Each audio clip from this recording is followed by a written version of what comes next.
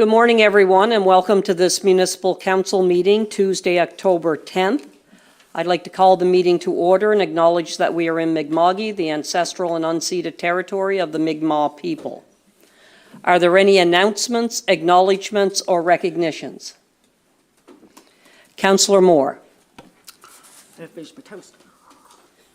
Okay, I was honored to be able to attend Ptolemaia 3 in New Germany on the Copeland Road on Sunday. I took greetings from Mayor Bolivar Getson and from council. And this is a list of where everybody came for Ptolemaia 3, where they came from all over the world. Maine, Connecticut, New York, Maryland, Virginia, Florida, Alabama, Colorado, Arizona, California, Texas, Massachusetts, North Carolina, South Carolina, Michigan, Indiana, Nova Scotia, PEI, New Brunswick, Newfoundland, Quebec, Ontario, Alberta, British Columbia, United Kingdom, Australia, Sweden, and Zealand, New Zealand. And there was close to 500 people registered with their tollers. They are, and this is just an update of what Dan Barnhill gave me last night. It's been an interesting ride watching this all evolve from a barbecue. From like two people wanted to visit Dan and Melissa after their taller Diesel passed away, and they wanted to have a barbecue and just get together. So he says it's been an interesting ride watching this all evolved from a barbecue from two people from Boston asking if they could visit the Diesel Dog Ranch to what it has become. The Diesel Dog Ranch has now become a bucket list destination. We already have people confirmed for next year that have never been here, and a handful saying T5 in 2026 will be their year after they retire. I announced the logo for T4 before the auction on Saturday, along with the dates, and everyone went wild.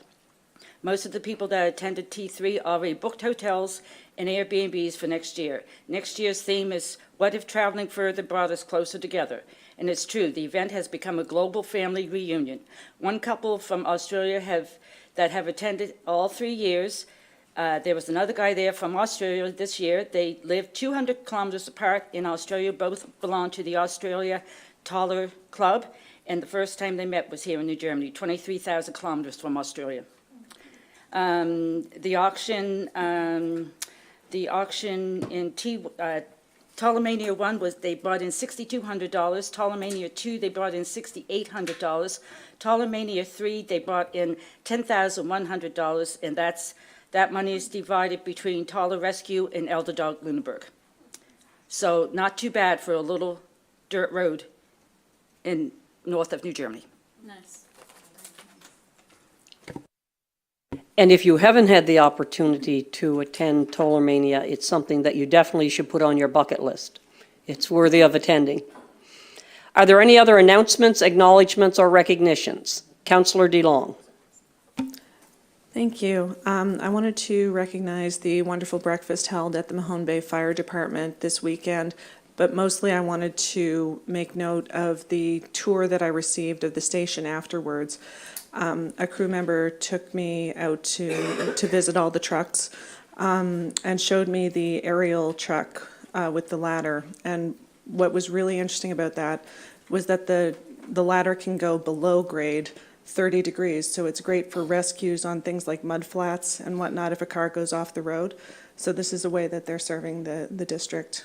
And I thought that was notable. He also showed me the ATV unit that just came online this summer and has already been used 6 times, and the Marine Rescue Unit, which is another fantastic resource for the district. Thank you very much.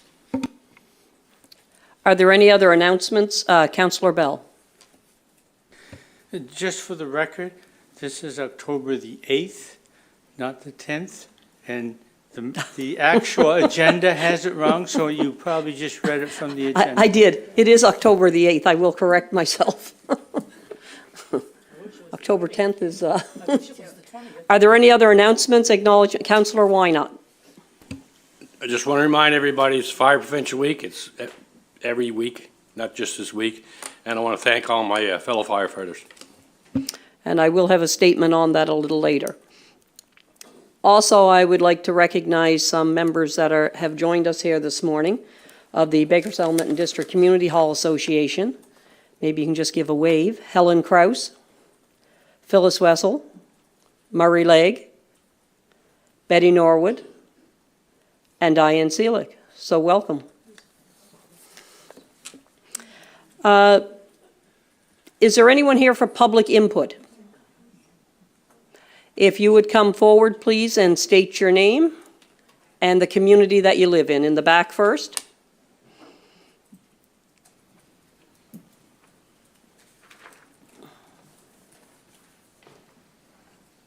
Good morning. My name is Kathleen Bell. I'm here representing Balsam. You may know us as Riverview Enhanced Living or the Old LaHave Manor. I'm asking council today to, I see on the agenda that there is a proposal for PID 604123. Just one sec.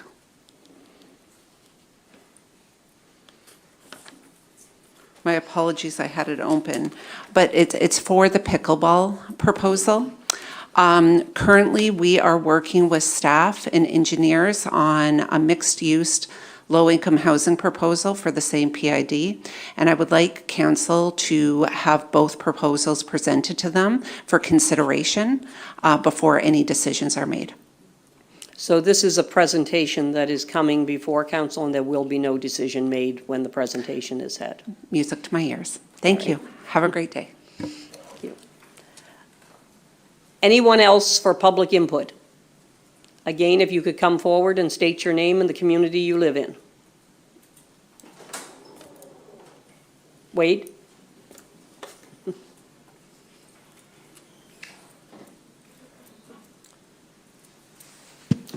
Wade Carver, Middle Cornwall, and I'm not really doing a presentation, I just have some questions.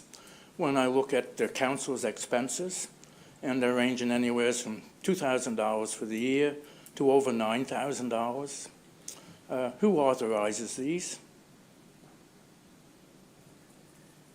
This is public input. Yes. So if you would continue with your questions. Well, I was just wondering who authorizes their expenses?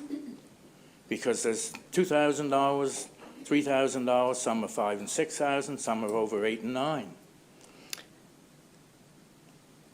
I guess I will make the statement that, as you are well aware, councilors live in different areas of the municipality, and they are paid mileage based on where they live and the amount of meetings that they attend and functions that they attend. But it just seems like there's too much of a difference. That's my opinion of it. I thank you for this time.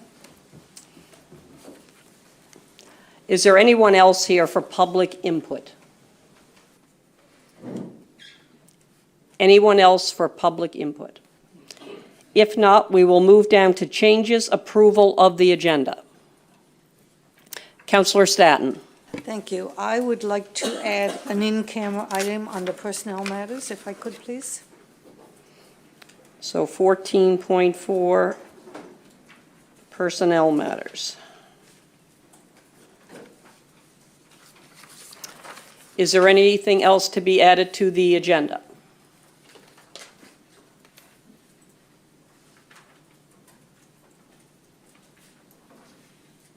Okay, if not, would someone approve the agenda with the added item? Moved by Councillor Staton. Seconded by Councillor Moore. All those in favor? Opposed? Motion is carried unanimously. We will move down to the approval of the minutes of September the 10th, 2024.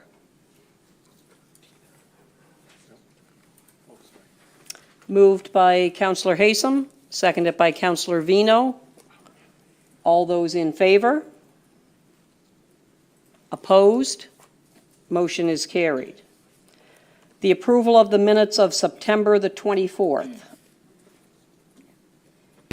There is a change that needs to be done to a motion that was made at September 24th. It was the motion coming out of in camera on the Baker Settlement fair market value.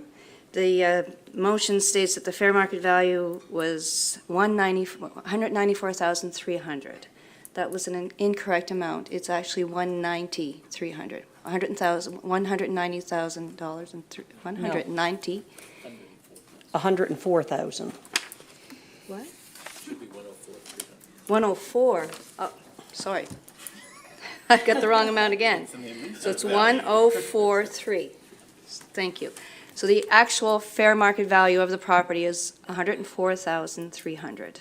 So the motion needs to be changed. So if we'd have to make a motion to amend those minutes for that amount. So moved by Councillor Haysom, seconded by Councillor Hubley, that the minutes of September 24th reflect that the fair market value of the Baker Settlement and District Community Hall assessment is 104,300. Questions? If not, all those in favor? Opposed? Motion is carried. I don't know where I keep So I'd ask for the approval of the minutes of September 24th with that correction. Moved by Councillor Hubley, seconded by Councillor Greek. All those in favor? Opposed? Motion is carried. We are going to skip down to 11.1.1, and I would ask Deputy Mayor Oikel if she would be prepared to take the chair, please. Certainly, and I'll do so from here. So this is the sale of the Baker Settlement and District Community Hall. We did have a public meeting this morning. There was some question, Alex, regarding who can vote. Did you find out? Yes. All members of council are permitted to vote. It's a specific planning requirement for attendance. It doesn't apply to this type of public hearing. Okay, great, wonderful. And I would ask Councillor Hubley if she would bring forth the motion, please. Yes, thank you. To the chair and members of council, I move that municipal council approve the sale of PID 603-24258 to the Baker Settlement and District Community Hall Association for $1 and direct the mayor and clerk to execute the warranty deed conveying the property. And I so move. I have a seconder, seconded by Councillor Greek. Any questions or discussion on the motion? Go ahead, Councillor Hubley. So I would just like to say that I am overjoyed to see this on the agenda today. And getting the community center back in the hands of the community is long overdue.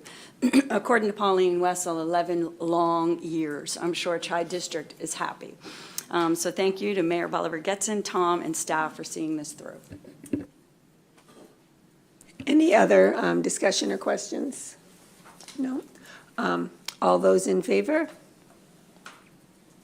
Motion is passed. Thank you very much, everyone. And I'll turn the time back over to Mayor Carol Bolivar Getson.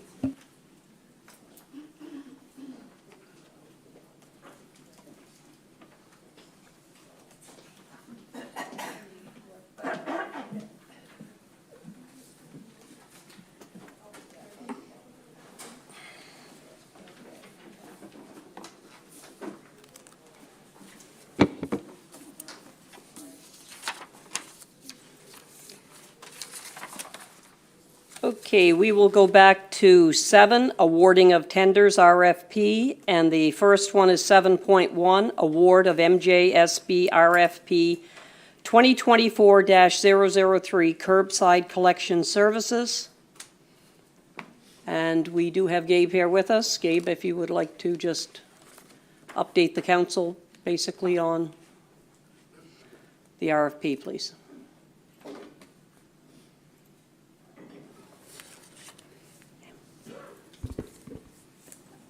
Is there a button for the? Yeah, right on the side, or on the front here. The microphone's on. Oh, okay. Yeah, but you can bring You can bring it the up. podium up so that we can hear you. Thank you. Yes, so I'm here to make the recommendation from the MJSB staff and in conjunction with modal staff about the award of the curbside collection services contract. Our recommendation is that it be awarded to GE All Trucking Limited for a total amount of $1,514,403.40 during year one, with an annual rate increase of 2.89% and a mechanism to update the dwelling counts annually over a 7-year term.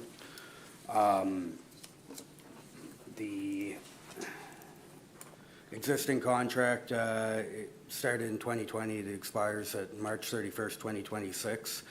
So it might seem like we're a little out in advance of this, but we were directed by the Municipal Joint Services Board to issue this RFP with enough time for proponents to source collection vehicles and equipment needed to complete the contract, as well as to promote competitive bids. The good news is we did receive 2 bids from one from GE and one from Miller Waste. So we think going out early was the right decision on that. This amount is reflective of the base proposal that GE had put together, which will give residents about the same level of services they're used to having right now, and it represents approximately a 4% increase over the last year of the existing contract. The dwelling count adjustment is new. It was used in previous contracts, but not in the existing contract. But we feel by including that in fairness to the contractors that were bidding, it also allows them to capture those increased costs due to population growth and not have to build in any sort of contingency into their bidding for that. So helps to hopefully keep our costs down for the contract. The contract would be for 7 years with an end date in March of 2033, which is an industry standard. It lines up well with the other local municipalities and the lifespan of collection equipment. The contract will also feature a fuel adjustment clause that's linked to the UARB to adjust based on the price fluctuations of diesel, which is pretty standard. This helps keep costs down as well. The only significant change to collection services that this proposal features would be a change to an 8-day schedule for collections of modal rather than a 10-day. So collections would only be performed on Tuesdays through Fridays. That could result in a change for up to 50% of households in modal. But with award of this contract going out so early, we'll be able to get out ahead of that and let residents know well in advance of any potential changes. So what that means, it will still be a 2-week rotation, but it will be a different day of the week, is what you're saying, correct? For some households, Yes. So- It's not that they won't have their garbage collected. I have Councillor Moore and then Councillor Staton. So you say it's still going to be every 2 weeks, but you say Tuesday to Friday. So people now that have Monday collection, and that's usually north of the 103, that will be a different day? Yes, we'd be working with the hauler to assess all the impacts and communicate that to the residents. The benefits of not collecting on Mondays are you don't have to have as many alternate collection dates. As you know, a lot of holidays fall Yes, on Mondays. yes, I do agree with that, but yeah, the communication's going to be key. Of course, so and MJSB staff will handle that with the hauler. Thank you. Councillor Staton. Thank you. To Gabe, if I might. Yes. Does this contract allow for any changes that might happen? As you know, 8 years is a long time and things change. And what I'm thinking about is maybe if councillors or the MJSB, if council sends a message to the MJSB that they need changes to the way things are picked up, and I'm thinking illegal dumping, for instance. Is there anything in this contract that would allow for changes, or there would probably be additional fees, I'm thinking, if we change it? Any change to the contract would likely result in additional fees. There are some mechanisms in there for things like EPR, extended producer responsibility for paper and plastic packaging that's coming in. So we do have some mechanisms in there, and there is a clause in there that allows for discussion on changes. But additional services or anything like that would likely come with some fees, so. Thank you. Councillor Bell? I don't have a Oh, question. okay, sorry. Thank you. Deputy Mayor Oigel? Yes, I'm just wondering, what about disaster pickup? So we did receive a lump sum price from GE in their proposal for storm debris collection, as we've had, that came into play several times in the last year. They also did actually provide an hourly pricing rate of $182.54 per hour for disaster pickup. So if that would allow for a more targeted approach to storm debris collection. Supplementary? Would that be subject then to those increases, those annual price increases as well? Or is that for the whole 7 years? I will clarify that with GE, but I believe it would be subject to the annual increase, so. Deputy Mayor, oh, did you have anything else? No. Any further questions for Gabe at this time? If not, continue, please. Sorry, just have to find my place here. So as part of the RFP, we did request the proponents put forth sustainability options, suggesting things such as, transitioning to low or zero emission vehicles, greenhouse gas reduction methods, landfill waste reduction methods, anything like that that they might be able to propose, and recognizing that some of those would come with cost implications. So GE did put together a very innovative and intriguing proposal that regarding the transition to a 4-cart system for waste collection.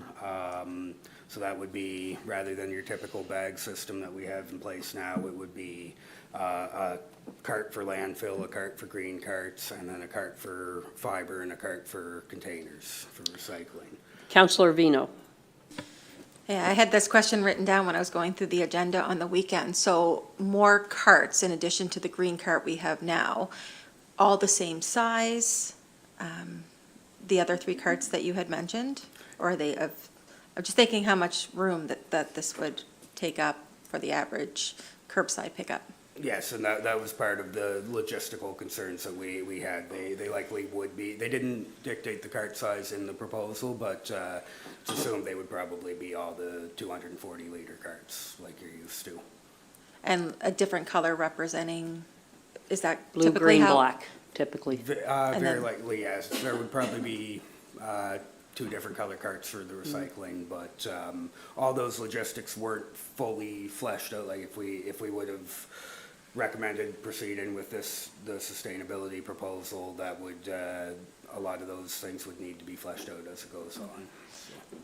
And one other question. Go ahead. The $2.25 million dollar investment for this, is that absorbed by the municipality and every homeowner gets a cart? Or do they have to pay for these carts? And I say that because you can purchase the blue and black ones at like a home hardware store, and wondering if they'll be the same kind of thing, or people will have to purchase these. Any initial investment would be made by the municipality, and would be up to the municipality to decide if they were going to try to recoup those costs from the residents, or, but the carts would likely have to be sourced from the one supplier to ensure compatibility with the collection equipment.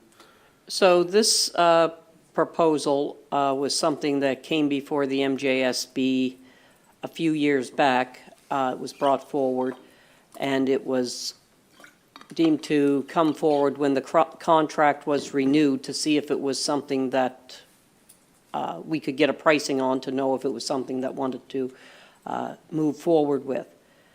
So that's why that's in here, but I was not at the last MJSB meeting, and I'm told that it did not move forward in this proposal, correct?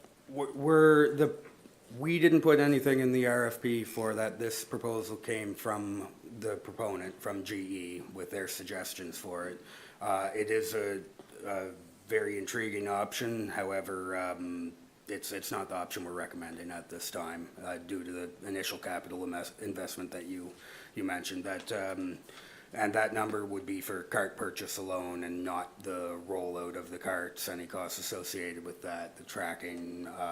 If you're gonna have a 4-cart system, you would probably like to have like RFID tracking in them, that kind of thing. So a lot of those costs hadn't been fully established for this. So again, is this something that in these years 1 to 7 that we're talking about here, something that can happen or can't happen? And do they have the trucks and the infrastructure to be able to do that without it being written into the contract? No, these trucks would require initial investment Yeah. upfront. So it as would well change from our the- contract. Exactly. So it should have happened with this contract rather than outside, but I will go to Councillor DeLong. Yeah, my question's in a similar vein. So in the RFP, it was requested that proponents include a sustainability option, is that correct? And so the recommendation of staff is with GE to win the contract, but we're not actually going forward with their sustainability option. How is that going to affect our sustainability plan? Like, if we can't meet our commitments to GHG reduction within this contract, when is that going to happen? So I guess that's not a question for Gabe, it's probably a question for Jeff. Yeah, in the sustainability plan, we did, there's an action item in there to look at the EV waste hauling vehicles in this contract. However, unfortunately, the vehicles aren't quite there just yet. And so the hope is that, by the time we have to renew the contract the second time, that, there's more trucks available, more municipalities will have experience using those, because it's really, we need to get vehicles that have appropriate range. So, not in this contract, but the next time that it gets awarded, hopefully we'll be in a better situation that we'll be able to have EV waste hauling vehicles. Supplementary, Councillor DeLong. So the other proponent does have a renewable natural gas option, but you're not recommending this proponent. It looks like a comparable price based on, if you incorporate the sustainability option in GE. So what's the rationale here? The rationale was the weighting of the price did outweigh the other considerations. Just give me 1 second here, I can pull up the weighting that was decided on in the RFP. Having that information in front of us would be helpful as well.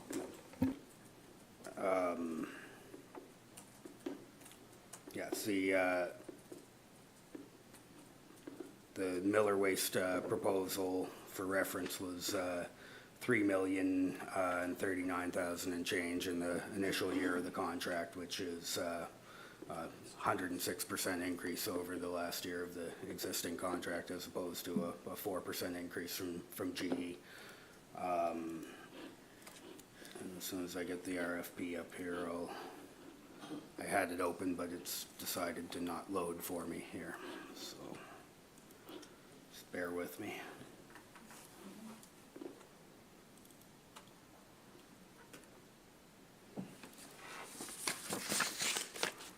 Is this right? Is the sustainability option less?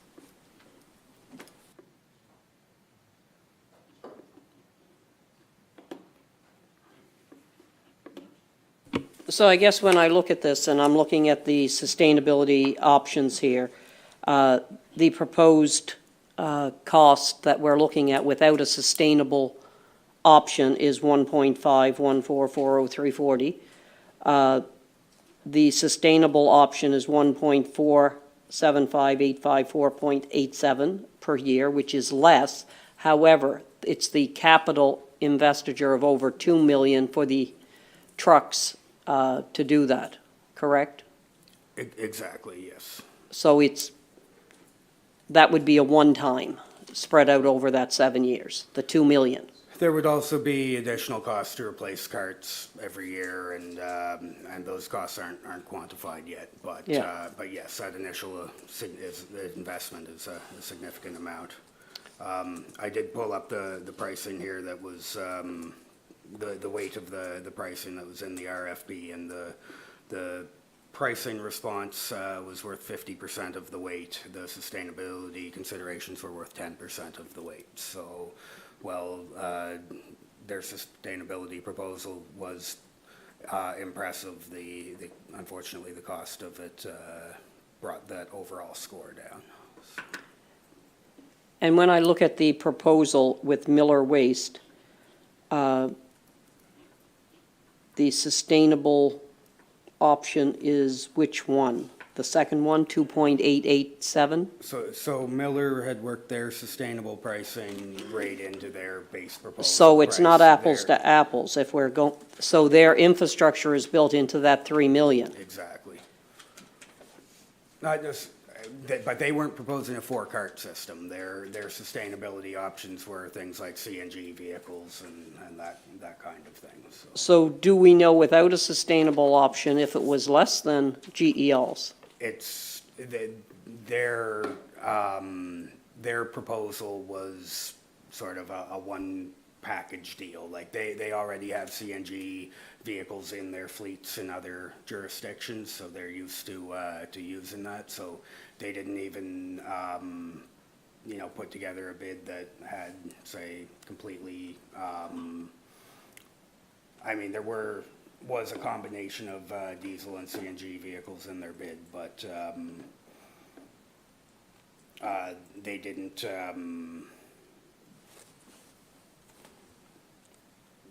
they didn't submit two separate proposals the way that GE Environmental did. So, Okay. they did offer a 5% discount if all five if all five municipal units went in on it. So. Yep. Any further questions? So is everyone understanding what they're seeing? Yes? So we do have a motion, and I would be looking to Councillor Hobley to see if she would be prepared to move that motion. Yes, thank you. To our Honor Mayor Bella Getson and members of council, I move that Municipal Council award RFP 2024-003 curbside collection services to GE's All Trucking Limited for a total amount of $1,514,403.40 plus HST during year one, with an annual rate increase of 2.89% and updated dwelling counts over a 7-year term. And I so move. Moved by Councillor Hobley, seconded by Councillor Wynot. Discussion on the motion. Councillor DeLong. So given that GE's base price proposal is what we're voting on, and that does not have a sustainability option built into it, and if the sustainability option were built into it, it would be a comparable price to Miller Waste's baseline proposal. I don't think that we're doing the right comparison here. I don't think that we are getting better value for our money. Can I? I guess I'm looking at this too and trying to, so the sustainable option on an annual basis is 1.475 million roughly. And we're told that in order to buy the infrastructure, it's just over 2 million to operate that. But that 2 million is spread over 7 years? No. It 2 million per year? No, that would be the upfront initial cost Yes. of the carts, and then there would be additional costs for implementing that system.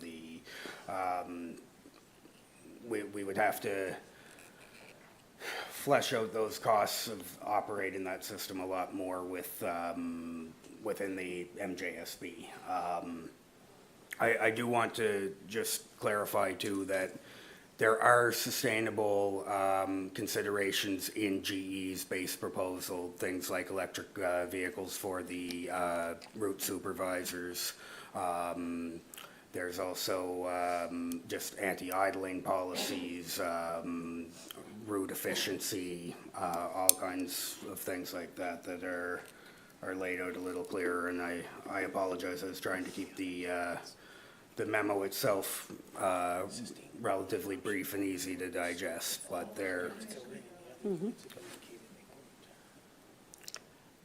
So again, one of the things is, this is the MJSB recommendation that is coming forward, and it's based on the other units as well, so I just want to, but Councillor DeLong, did you have another question, or?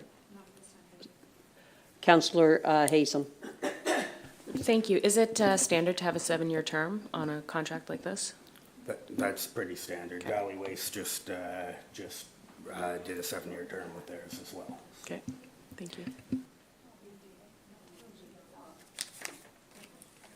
So this is up from our standard contract. We're currently in a 4-year contract It was with a 2-year extension. But we did see a 20% increase in our solid waste and for those last 2 years.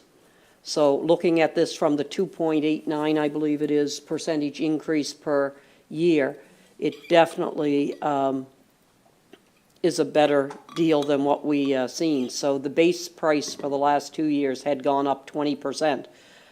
And it's going up 4% in the first, is that what I seen? It would be 4% increase over For the year last one, year. and then 2.89 after that. So if that can be locked in for 7 years at 2.89 in the market, that part is a good deal. Councillor DeLong? No, I have to go to Councillor Greek. Thank you. Just thinking on the sustainability option with the 4-cart system, and just thinking about my property.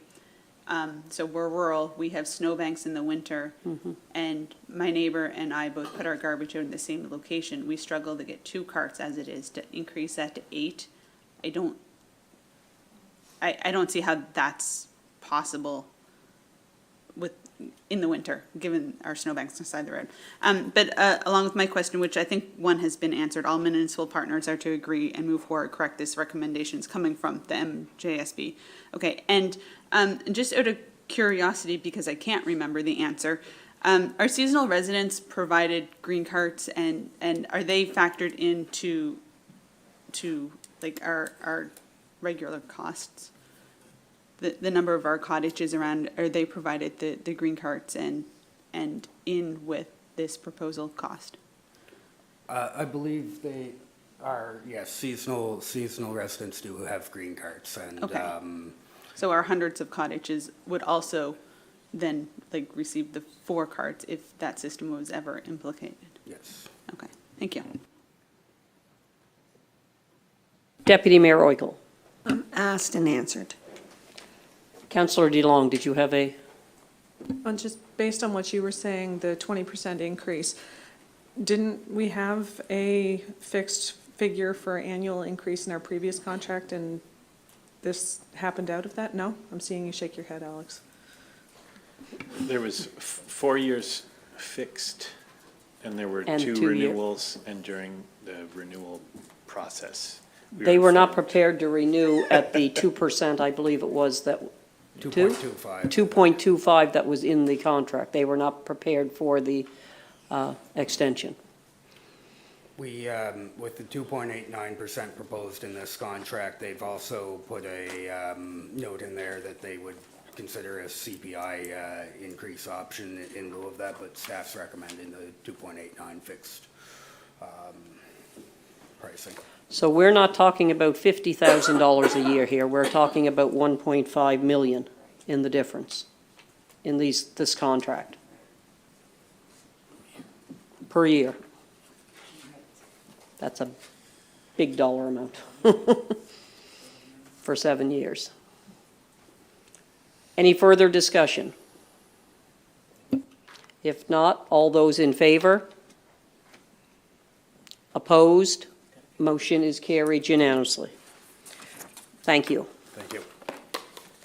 We'll move down to award of RFP 2024-05-402, supply and installation of wastewater pump station generators.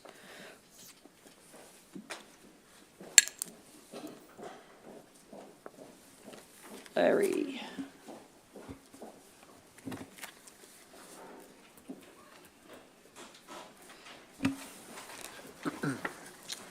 Good morning, Mayor and Council.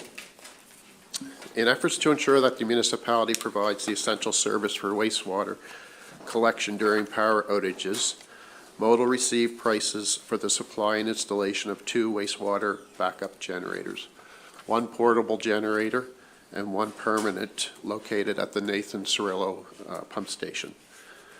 RFP 2024-05-402, supply and installation of wastewater pump station generators, was issued on July the 29th and closed August the 15th.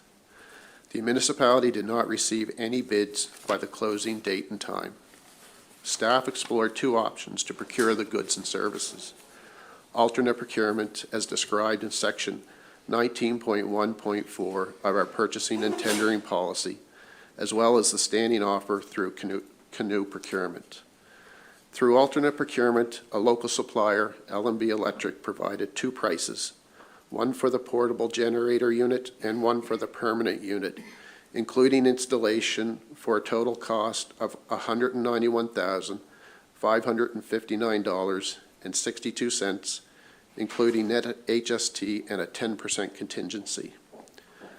Through canoe procurement, Modal received only 1 price for the portable unit that exceeded the cost submitted by L&B Electric by $18,500 plus HST. The combined cost of the 2 projects is less than the combined budget of $200,000. Staff are asking for council's consideration for closing RFP 2024-05-402 because we did not receive any bids, and to award the work to the local supplier, L&B Electric, using alternate procurement. Councillor Stanton. Couple questions for Larry, if I might. Go ahead, please. You're going with 1 stationary and 1 portable generator. Is there a reason behind that and not going with the stationary generators at all, at both places? Well, stationary generators would certainly be our preference. We would have, if council awards the permanent one at Nathan Cirillo, we still have 10 total stations that we'd like to be able to provide backup power to. So the mobile will give us the ability to, I guess, move from station to station, depending on where that backup power needs to be provided. But going forward, certainly any new pump stations, we definitely would consider backup permanent power. We can always retrofit going forward as well. But at, $85,000 to $100,000 per location, we would probably do or consider like a phased in over the next number of years. But the portable does give us the opportunity to move around right now, and we feel it's a good short-term solution to be able to provide that assurance that we can provide backup power where it's needed. So is this portable generator the only generator that MOD has that will move from one pump station to another? And what about a vehicle and a trailer to pull it on? And then a staff person, is that considered in the cost of the difference between portable and stationary generators? So yes, this would be the first portable generator of that size that could power the pump stations. We do not have portable generators large enough to power them now. And the generator would be utilized through our wastewater staff. So we do have the ability to tow and manage that generator when needed. Okay, thank you.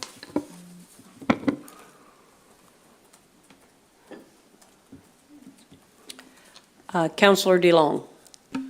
Is one portable generator sufficient? Like if there were multiple places in which it was needed, would you move it around from site to site, or how does that work? So it would depend on, I guess, how long the power is out. We do have the ability to move from site to site. So essentially, each pump station has a built-in capacity where, wastewater would enter the station, and the pumps would not necessarily kick on constantly. It's a period of time. So that gives us the ability to move from pump station to pump station. We pump them down. But we also have a backup plan where, if needed during long power outages, we would utilize local pumper trucks to also provide a service. Deputy Mayor Royko. Thank you. How many pump stations are there that would 10? require a portable?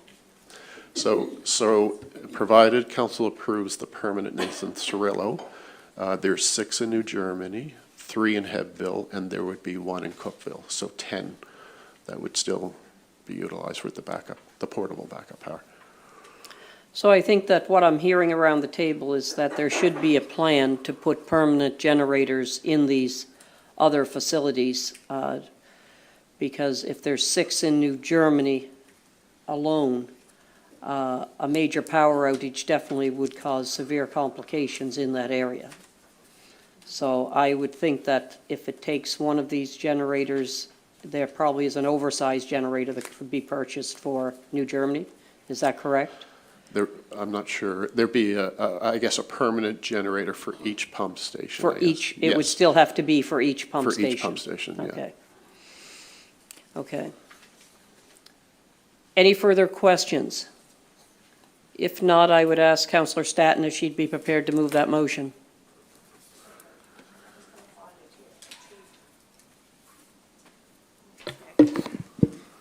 To Her Honor Mayor Bolliger and members of council, I move that municipal council authorize staff to use alternative procurement as outlined in the purchasing and tender policy, section 1914 to... You're not reading not the the right right one? motion. There are 2 there. The one above it first. Okay, well, that was easy then. Let's start over. To Her Honor Mayor Bolliger and members of council, I move that municipal council authorize staff to close RFP 2024-05402, supply and installation of wastewater pump station generators, as no proposals were received by the closing date and time. And I So move. moved by Councillor Staton. Is there a seconder for that motion? Seconded by Councillor Hubley. All those in favor? Opposed? Motion is carried. Now I'm going to allow you to read the second one, too. Because I know that's the one. Okay, to Her Honor Mayor Bolliger and the members of council, I move that municipal council authorize staff to use alternative procurement as outlined in the purchasing and tendering policy, section 19.1.4, to engage Allenby Electric Limited to complete the scope of work as outlined in RFP 2024-05402 for the amount of $191,559.62, including a 10% contingency and net HST for both the Nathan Cirillo Pump Station and portable generator units. Unit, okay. So moved by Councillor Staton, seconded by Councillor DeLong. Any discussion on the motion? Councillor Haysom, the hand's halfway up, and I'm not sure if it's going up or not, so I'm going to attend. Councillor Haysom. It's more a question of, do we have any indication of why we're not getting any tenders for this? Not really. The only indication, one supplier indicated when they first saw the tender come out, they thought it was for one type of unit only. I can't recall if it was the portable or the permanent, but they really didn't supply that service or that product. That was the only indication. Okay. Okay, thank you. And I guess we do have a local contractor here to provide that, so that's good news. Seeing no further discussion, all those in favor? Opposed? Motion is carried. We will move down to tender number 2024-05-002, and this is the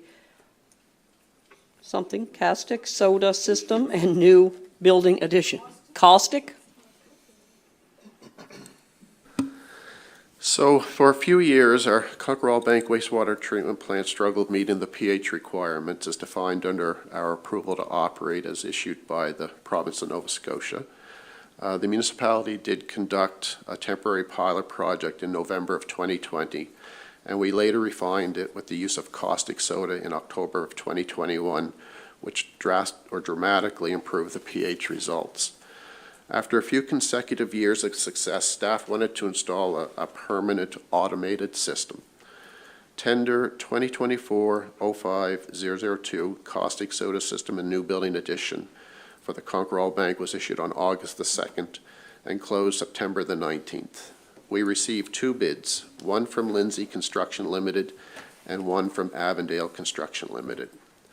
Both bids exceeded the approved 2024-25 capital budget, which is $350,000. The over budget amount being a total of $685,000, including net HST for construction, plus engineering fees during construction of $25,000. Much of the difference between the consultant's estimates and the bids were related to the building addition, the need to upsize the generator, and additional equipment controls. The staff are asking that council consider canceling the tender as it exceeded the budget and allow staff opportunity to present a more cost-effective option during the 2025-26 budget process. Councillor Bell, would you be prepared to move that motion? Thank you, Your Honor. To Her Honor, Mayor Bolivar-Getson and members of council, I move that municipal council authorize staff to cancel tender 2024-05-002 caustic soda system and new building addition due to the bids exceeding the approved 2024-25 capital budget. I so move. Moved by Councillor Bell, seconded by Councillor Moore. Discussion on the motion. Oh, sorry, Councillor Haysom. Thanks. Just another question. The reason you were looking at this system is because it was requiring a lot of other staff, additional staff time. I'm just curious what the costs of, and you might not be able to answer this right now, but what the cost of that additional staff time is compared to the cost of this automated system. I don't know that. It's not substantial. You know, our staff is required to visit the facility frequently anyhow. It's just a matter of it being more of a manual type of a system. So we're reactive versus proactive. You know, the automation isn't there, so the equipment would be doing some of the work that the staff would be doing. But it's not a significant increase in staff resources, I guess. Okay. Okay, thank you. Deputy Mayor Oikel. So I'm just wondering also in regards to what Councillor Haysom said, that whether or not it would be good just to continue with what we're doing already, rather than using an automated, because automated also means that if the power goes out, you have to have someone come in and who knows, do what to get it going again.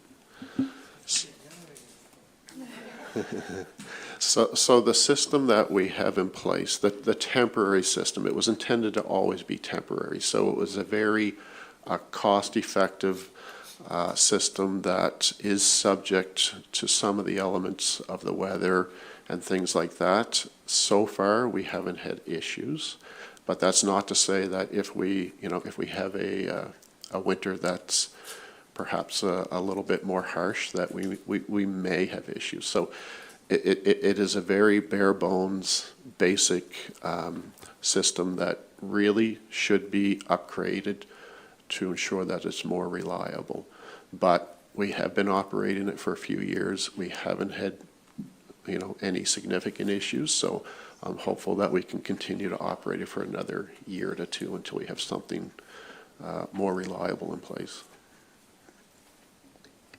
Councillor DeLong. So we're only using this system in Conquerall Banks. The pH levels in other places are not exceeding acceptable amounts?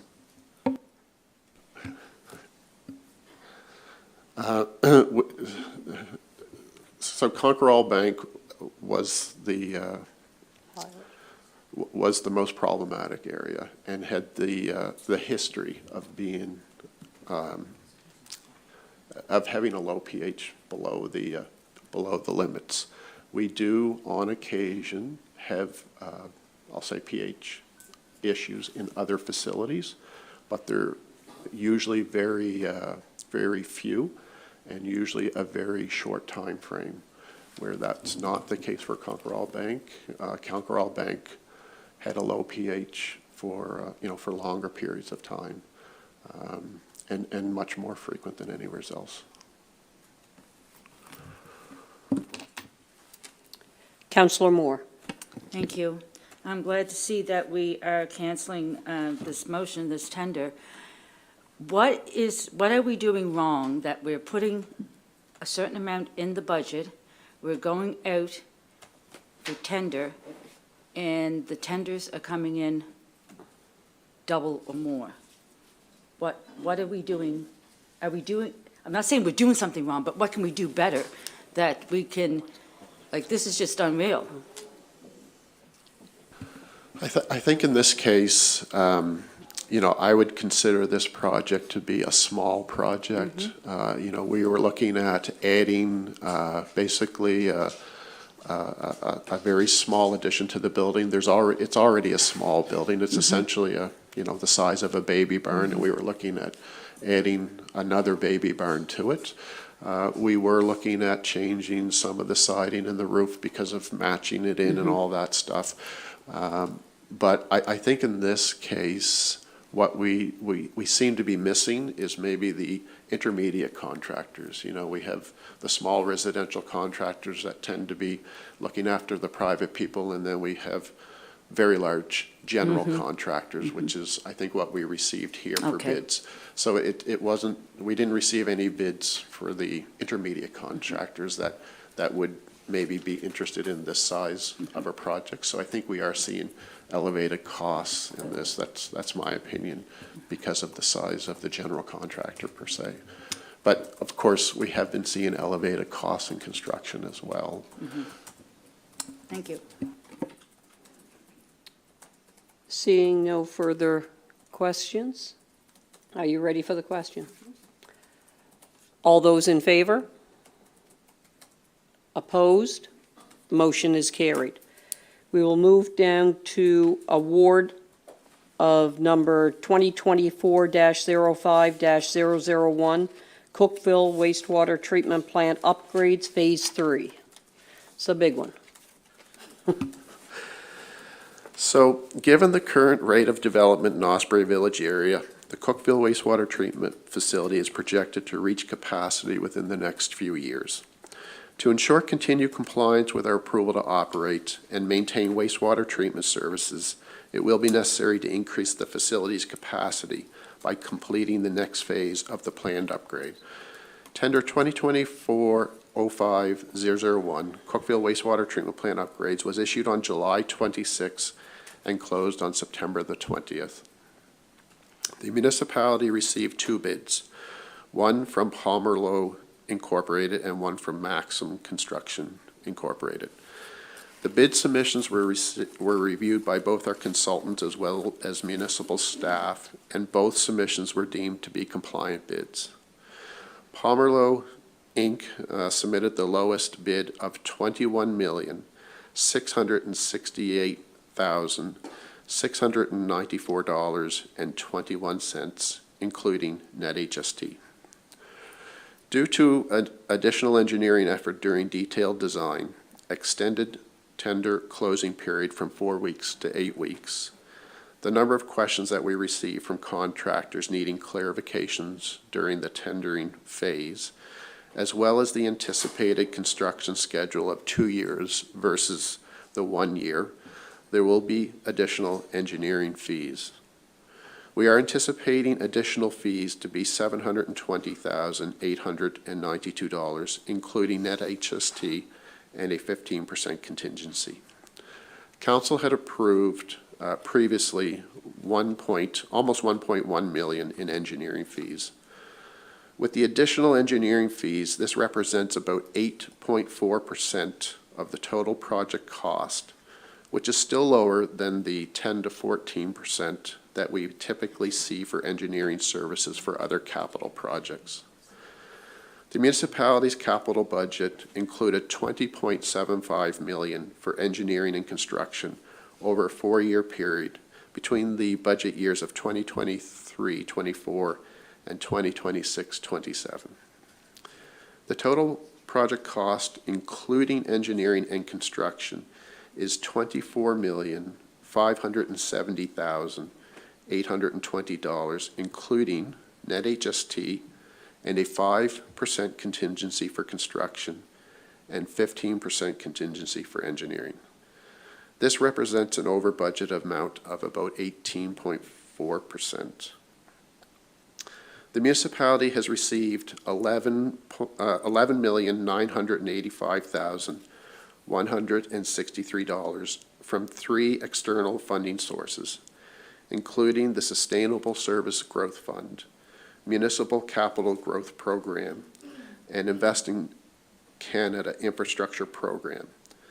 Another $9.3 million will be funded from reserves and debt financing, leaving a shortfall of almost $3.3 million. Council will be able to decide whether funding the shortfall from general operating reserves or borrowing is the most suitable funding method during a future budget process. Staff are asking for Council's consideration on 2 items. First, to consider awarding the tender to the lowest bidder, being Pomerleau Inc., in the amount of $22,752,128.92, including the net HST and a 5% contingency.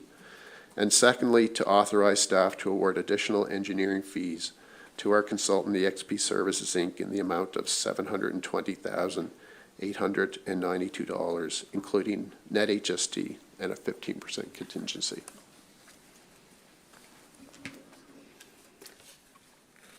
Questions? Councillor Staton. I have a lot of questions for you, Larry. When this contract is issued, there's a time frame in there. So is there anything in the contract to ensure that Pomerleau pays their subcontractors when they ask for draws on the contract, which they do at a certain point through the contract? Is there anything in the contract to ensure that they're paid their subs before we give them the draw or during different periods of the contract? And then and also the final payment that goes out to them. Is there something in that contract that will make sure that they've paid their subs along the way? So there's a couple of things. We retain 10% holdback from each monthly progress, and that's held until after the project's complete or after substantial completion. So that's one avenue that I guess gives a period of time that, you know, if something like that's happening, we'd become aware of that. There's also the Mechanics Lien Act, where a supplier or subcontractor could put a lien against the project. And my understanding is that gives, I guess, the ability for an extended period where the general contractor can pay, and if not, then they would have the ability to, use the legal system to get their money. And there's also a requirement for each progress payment as well as the final payment for the general contractor to submit a statutory declaration stating that suppliers and subcontractors have been paid. So that's each month as well as the final payment. One other question. Supplementary, go ahead. There's nothing in that contract that says they should use local contractors. I know this is a Montreal company, and I know they're a big company, so I'm just wondering if there's any safeguards there where it's local business, it's a local job. Is there anything in there to maybe lean them towards hiring local contractors? No, there was nothing specific, I guess. I know it's a looking at hard thing to locals. do, yeah. I it just is. wondered if there was something. Okay, thank you. Further discussion, Councillor Haysom. Thanks. Can you speak a little bit to this additional engineering cost? I'm sort of struggling to understand how an extended tender closing from 4 weeks to 8 weeks and some additional, it just seems like a significant increase. I'm hoping you can explain. So more than half of that cost is really the cost of changing, I shouldn't say changing, but from the contractor's indicating about 2-year construction period. So when we issued the RFP for engineering services, we had to assume a construction period, and we assumed 1 year. And at that point, prior to detailed design, it appeared that 1 year was reasonable because we felt that the facility, the footprint was constructed for future phases, future expansions. And so we thought that, we're adding some equipment and things like that. Whereas when we got through the detailed design, we're actually adding pieces to the building. So we're expanding the footprint and we're actually expanding the headworks quite substantially.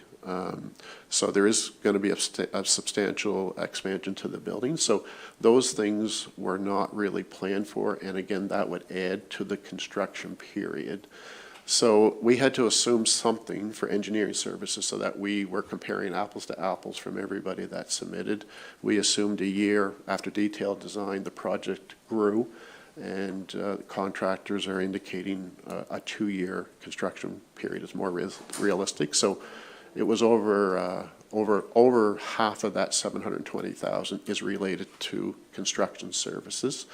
And we're also assuming, I want to say the worst case scenario, we're also assuming that those people are on site full time during that full 2 years, which in fact that probably won't happen. So, we're hoping that those engineering fees are going to be less. Any further questions? Again, this is to accommodate the building that is going on here in Osprey Village, something that we knew was coming, and we have gone out for the RFP. Councillor Wynot, would you be prepared to move the motion? To Her Honor, Mayor Bollava-Getson, members of council, I move that municipal council authorize staff to award tender 2024-05001 Cookville wastewater treatment plant upgrades, Phase 3 to the lowest tender submission by Palmer LaRoe, Inc., for the total price of $22,752,128.92, including net HST and 5% contingency, and I so move. Moved by Councillor Wynot, seconded by Councillor Bell. Discussion on the motion. Deputy Mayor Royko. I just want to say that I'm really glad for all the extra funding to be able to bring this down in cost for our residents. Yes, it's over roughly 12 million, and there still is some infrastructure money out there that we may be able to apply for that just came out through the service exchange. There's a $15 million pot of money there that is stackable, which means that you can piggyback on other funding that you get from other levels of government as well. Councillor Bell. I know when some people see a 22 million plus bill, they might scratch their head. But knowing the fact that this area needs housing, and it is various housing that will be covered by the wastewater treatment of this, and we know that we need to protect our environment, it's for those reasons I am supporting this bill, and I think that it's an investment. And showing the fact that FCM, Nova Scotia government, and the federal government have all put money towards this shows that working with partnerships, you can get some of these big projects done. Any further discussion? Question called for. All those in favor? Opposed? Motion is carried unanimously. We will now take a 10-minute break. Oh, there's a second motion to that, sorry. Okay, I was ahead of myself. Councillor Greek, would you be prepared to move the second part to that motion? Sure. To Her Honor, Mayor Bolivar Getson and members of council, I move that municipal council authorize staff to award additional engineering consulting fees to EXP Services, Inc. in the amount of $720,892, including net HST and 15% contingency, and I so move. Moved by Councillor Greek, seconded by Councillor Vino. Discussion on the motion. Hearing none. All those in favor? Opposed? Motion is carried unanimously. Now we will take a 10-minute break and still resume at 10:20, please. So it's really only 9.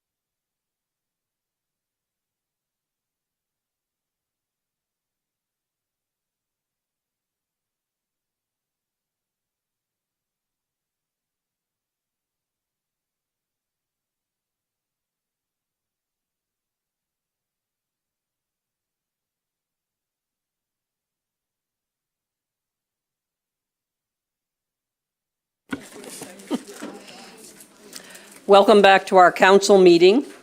We are going to move up, oh no, we're right on the right spot, look at that.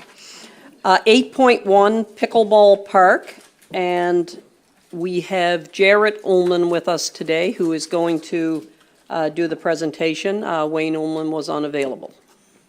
So thank you, Jarrett, for coming in. Yes, you'd prefer Jared Yeoman anyway, I'm sure. So yes, thank you, first of all, for the opportunity to meet with all of you today. My name is Jared Yeoman. I'm the president of the South Shore Pickleball Club.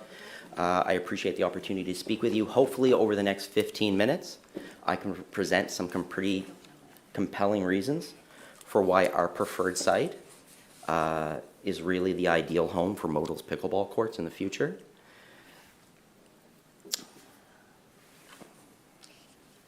Now, if you haven't already been informed, if you haven't heard of what our preferred site is, it's off Larry Fraser Road in Dayspring. And if you reference the map in the presentation, you'll notice the red circled area. That's a vacant lot on Larry Fraser Road. You'll notice it's just past the Marks main entrance and the Marks ball fields, and actually connected to both via the Home Run Trail, one of the already established trails there. Excuse me. So from the very get-go, when we started looking for potential sites to house these pickleball courts, we felt really strongly that the site needed to be an equitable one, meaning that it reduced travel costs, travel disparities, so that nobody was traveling from one end of the municipality all the way to the other in order to enjoy these courts. So we really looked at a central location, something that was close to the middle of the municipality. While looking at sites that were close to the middle of the municipality, this was really the only one that possessed all the qualities we really wanted the site to have. Right? And again, I'll elaborate on what these qualities are, why they're important. But before I do that, I really just want to kind of bounce back to that notion of, regardless of a facility, whether it's recreational or otherwise, if you want the facility to be maximized or used to its fullest potential, it needs to have an ease of access, right? And I think putting it relatively close to the middle of the municipality accomplishes that ease of access. So we've really looked at having a relatively central location, and we think that that Mark site accomplishes that goal.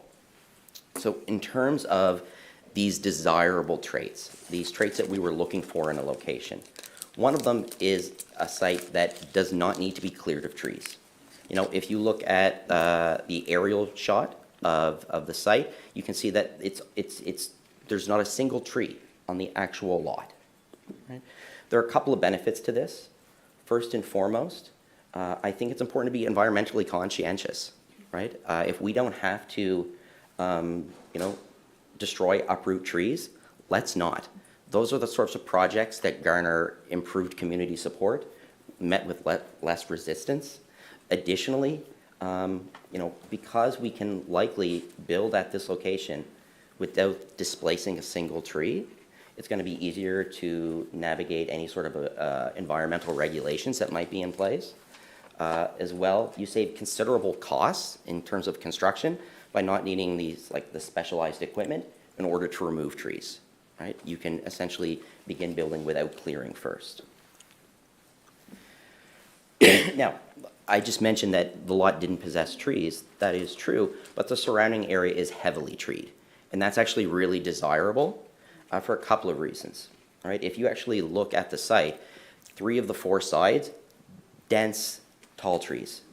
It's wonderful location for pickleball because of that. For a couple of reasons. 1, it provides shade. 2, it helps reduce glare by preventing direct sunlight in players' eyes. These 2 things are important for a couple of reasons. 1, both shade and reducing glare, comfort issues, right? It just makes the facility more playable, more enjoyable. 2, safety, right? Simply being in cooler temperatures, being able to play longer is important, as well as, of course, if you have improved visibility from reduced glare, improved safety in that regard as well. Right? One of the other benefits to this really kind of thick tree outline around the area is that it creates a natural windbreak. Pickleball is played with a light plastic ball. Wind can really move that ball around. This provides a wonderful natural wind barrier I've certainly played at other facilities where you're just left scratching your head when you leave, like, why did they build there? The wind is so astronomically impacting quality of play. That would be a non-issue at this site. And again, noise reduction, but I'm going to talk about noise reduction a little bit later. One of the other real benefits of this site is just the sheer acreage. It's a large space, right? There's some real benefits to having that large space. It allows us to avoid some mistakes that we've seen in other areas. So one of the mistakes we've seen in other areas desperate for pickleball courts. And again, there's a huge need for them right now, but areas that have been desperate for pickleball courts have tried to basically do, a square peg in a round hole, where they've had a very tiny area and try to force pickleball courts into that area, not orienting them in the proper orientation. So ideally, you build courts in a north-south orientation. Because some of these areas simply didn't allow for that, it resulted in times of day where the courts are almost unusable due to direct sunlight in your eyes. Because of the abundance of space in this area, you can orient the courts in an ideal way where the courts can be utilized to their fullest extent. Right? In addition to the space allowing proper orientation, the space would actually allow us to do what some of these other communities have done. These other communities have not just built pickleball courts. Yes, they've built courts, but they've built courts as part of like a community gathering space. Right? Because of the abundance of open green space that this area possesses, this could actually become a place where families gather by adding picnic tables, by adding gazebos, opportunities for families to gather in open areas, right? A place that fosters community, encourages people to come together. We've seen this in other communities, right? Other small rural communities that have created these spaces where people gather, which I think is really important for a number of reasons. A little bit more mundane, but parking would be a non-issue in a space of this size. We've seen other, places where parking is woefully insufficient, where there's massive congestion, where people have to walk several blocks to access the facility. Would be a non-issue here. Parking would be a non-issue. We have an abundance of space. There'd be no frustration or congestion. I think one of the other benefits, of just the sheer size of this lot is that it would allow for future additions. That, when I first met with council over 3 years ago, one of the things that I pitched was the notion that pickleball is the fastest growing sport in North America. That hasn't changed. It was true 4 years ago, it's true now. It's still the fastest growing sport. The only difference is that the distance between the first and the second growing sport has increased. Pickleball is now the runaway fastest growing sport. It's massive, it's not a trend, it's not a fad, it's not going away. There may become a time where 6 courts aren't enough, right, to meet the demand. This space would allow for future additions, and future additions wouldn't even necessarily need to be additional pickleball courts. You could add bleachers to improve spectator experience. You could add lighting to allow for night play, things that can't be added when you're confined to a small area. Other additions could include things like, amenities. You could add washroom facilities, a fountain. You could have future additions, that are non-pickleball recreational offerings like a splash pad, that really you're only limited by your creativity when you have a space of this size that possesses, kind of an initial building of pickleball courts. The last thing that I think really should be taken into consideration when we consider this size of this lot and what could be done with it is that building courts on this site would allow these courts to be utilized for relatively large tournaments. The benefit to large tournament extends just beyond offering something for local individuals. It brings people from other communities to your community where they spend their money, right, where they support your businesses. And in addition to that, yes, you could build 6 courts somewhere else on a smaller plot of land, and you could still use those 6 courts for a tournament. However, unlike a lot of other sports, like let's say for hockey, you show up, you play your hockey game, you leave the arena, you go back to your hotel, you get something to eat, and you go back to the arena if you have another game that day. Pickleball, if you're there for a tournament, you're pretty much on the site for 7 hours. You're playing probably 10 games that day. You don't leave. If you have a small site, you can't accommodate everybody that is playing that tournament for the entirety of the day. You need space beyond just the 6 courts in order to accommodate a large number of people. And I believe that the Mark site is a space that would allow that sort of accommodation. The other benefit to holding large tournaments is that I believe the courts can become self-sufficient financially, that future maintenance would not require the club to come back to you and request financial support.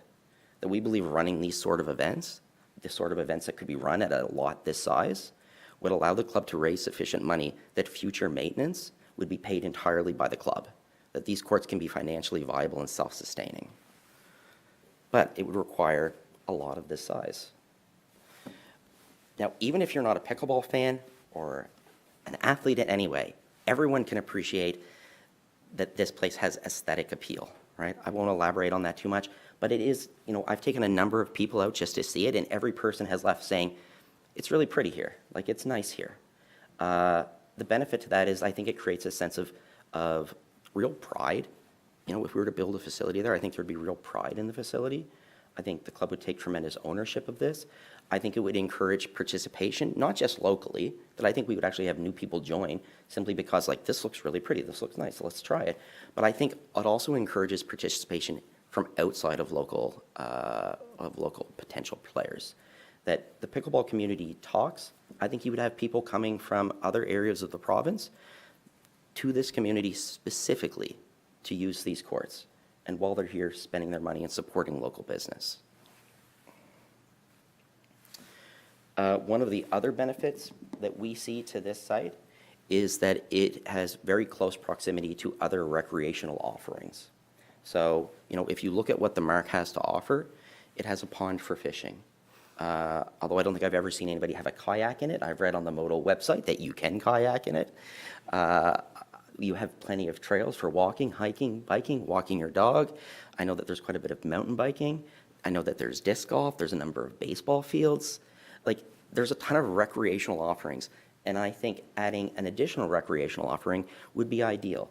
One of the benefits for the actual pickleball courts would be the natural foot traffic that would occur. Like I mentioned, this site is actually connected already to the Mark via one of the trails, right? I think additional foot traffic, somebody who's there to play disc golf, who's there to walk the trails, has maybe never played pickleball, but now get access to it, right? Or exposed to it, maybe develop an interest in playing, right? So again, that would work, or that would be beneficial in terms of growing the sport. One of the other benefits, and we've seen this in other areas who have kind of pickleball courts as part of a bigger recreational facility, is that it becomes kind of a multi-use, family-friendly area that, in some of the other places, I actually just played in Kentville over the weekend, and they have a number of different offerings in one location, and what we saw was that you would have families, where maybe a mother and her son were playing pickleball, while the father and one of the daughters decided they were going to go over and use the splash pad. We'd have people using the trails, biking, where maybe another family member is using the pickleball courts. That it allows families to still spend time at the same area while pursuing different interests, as opposed to being spread across, the entire municipality. So going back to what I mentioned earlier about noise, pickleball, by its very nature, is a loud sport, right? The ball is loud, but I think the predominant source of noise is the fact that people are having a hell of a lot of fun, and they're loud. They laugh a lot. Right? There have been areas where pickleball courts have actually been contested because of the noise relative and in close proximity to residential areas. This is not close to any housing. This would be free of any of those sort of concerns or complaints. I think that just fosters, harmony within your community. It would be a non-issue here.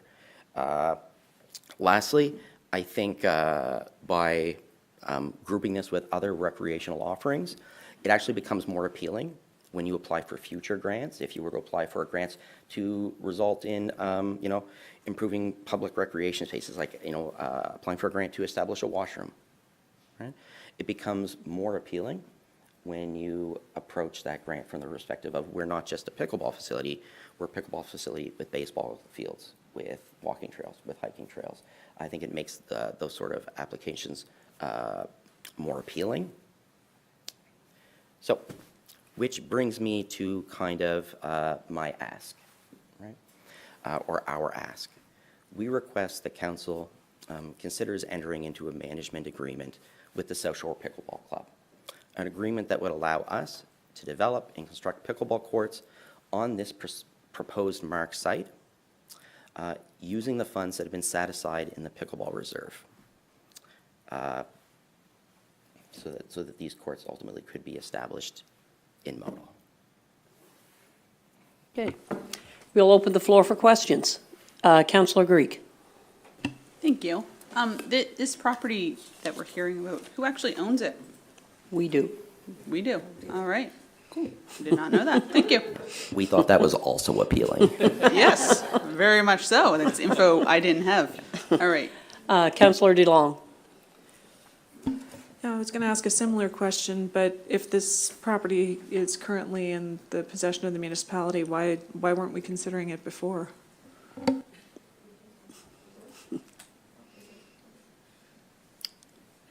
I can't answer that. We considered the MARC as a whole, but probably more down at the MARC itself facility rather than this parcel. Councillor Hubley. Do you know how many acres this property is? I do not. I hope that as the owners, you guys might know. Do we know? Any idea? Tom? Okay. Have you looked at any other sites other than this site? Yeah, we've looked at a number of different sites, and we felt that they were all either not central enough, really kind of reducing the ease of access, or that they didn't possess essentially the majority of the feature set that I've just identified as desirable. Thank you. How many? 13 acres. Thank you. Deputy Mayor Royko. I just want to comment that there are people who do live on that road, and they would hear the pickleball. Not loudly, probably because of the trees and whatnot, but there are people there. Because of, am I allowed to respond? Yes. Okay, because of the sheer volume of acreage, the courts could be pushed to the very back of that lot, where I don't think they would be heard at all. Like they would not be even remotely close to the actual road, because we did look at that. That was a consideration, because again, there have been other areas where it's been problematic, and we would not even consider it if like we ruled out other spots because of that reason, that we would be able to move them to the very back of that lot, that we think that they would not even be heard faintly. Councillor Bell. Question, Mr. Human, through you, please. Go ahead. So in your ask, you would like to have the piece of real estate or the use of it, and you would like to have some monies that are in reserve funds. As a club, do you think that you could build what you envision for the money that's there now? Or if not, where do you envision additional funds coming from? Or do you think as a club, you could get partnerships from other municipal units or province, or you may have access to funds that we might not be able to? The other thing is developing, sometimes as a municipality, your costs can be higher than developing as a private club. So taking those things into consideration, can you give me an answer on how you envision this might work? Yes, absolutely. It's a great question. That we believe the money that's already set aside would be sufficient. That a previous tender that was created was probably, I'm not sure the proper language, was probably, had a lot of unnecessary features and resulted in the offers being put out there far exceeding any sort of budget. We have a number of quotes from court builders who would be able to build the courts within the budget and to meet our specifications that would make them very feasible with money left over. If there was to be some sort of drastic change in costs, we would certainly explore grant opportunities. We would look at sponsorship opportunities. I have a number of connections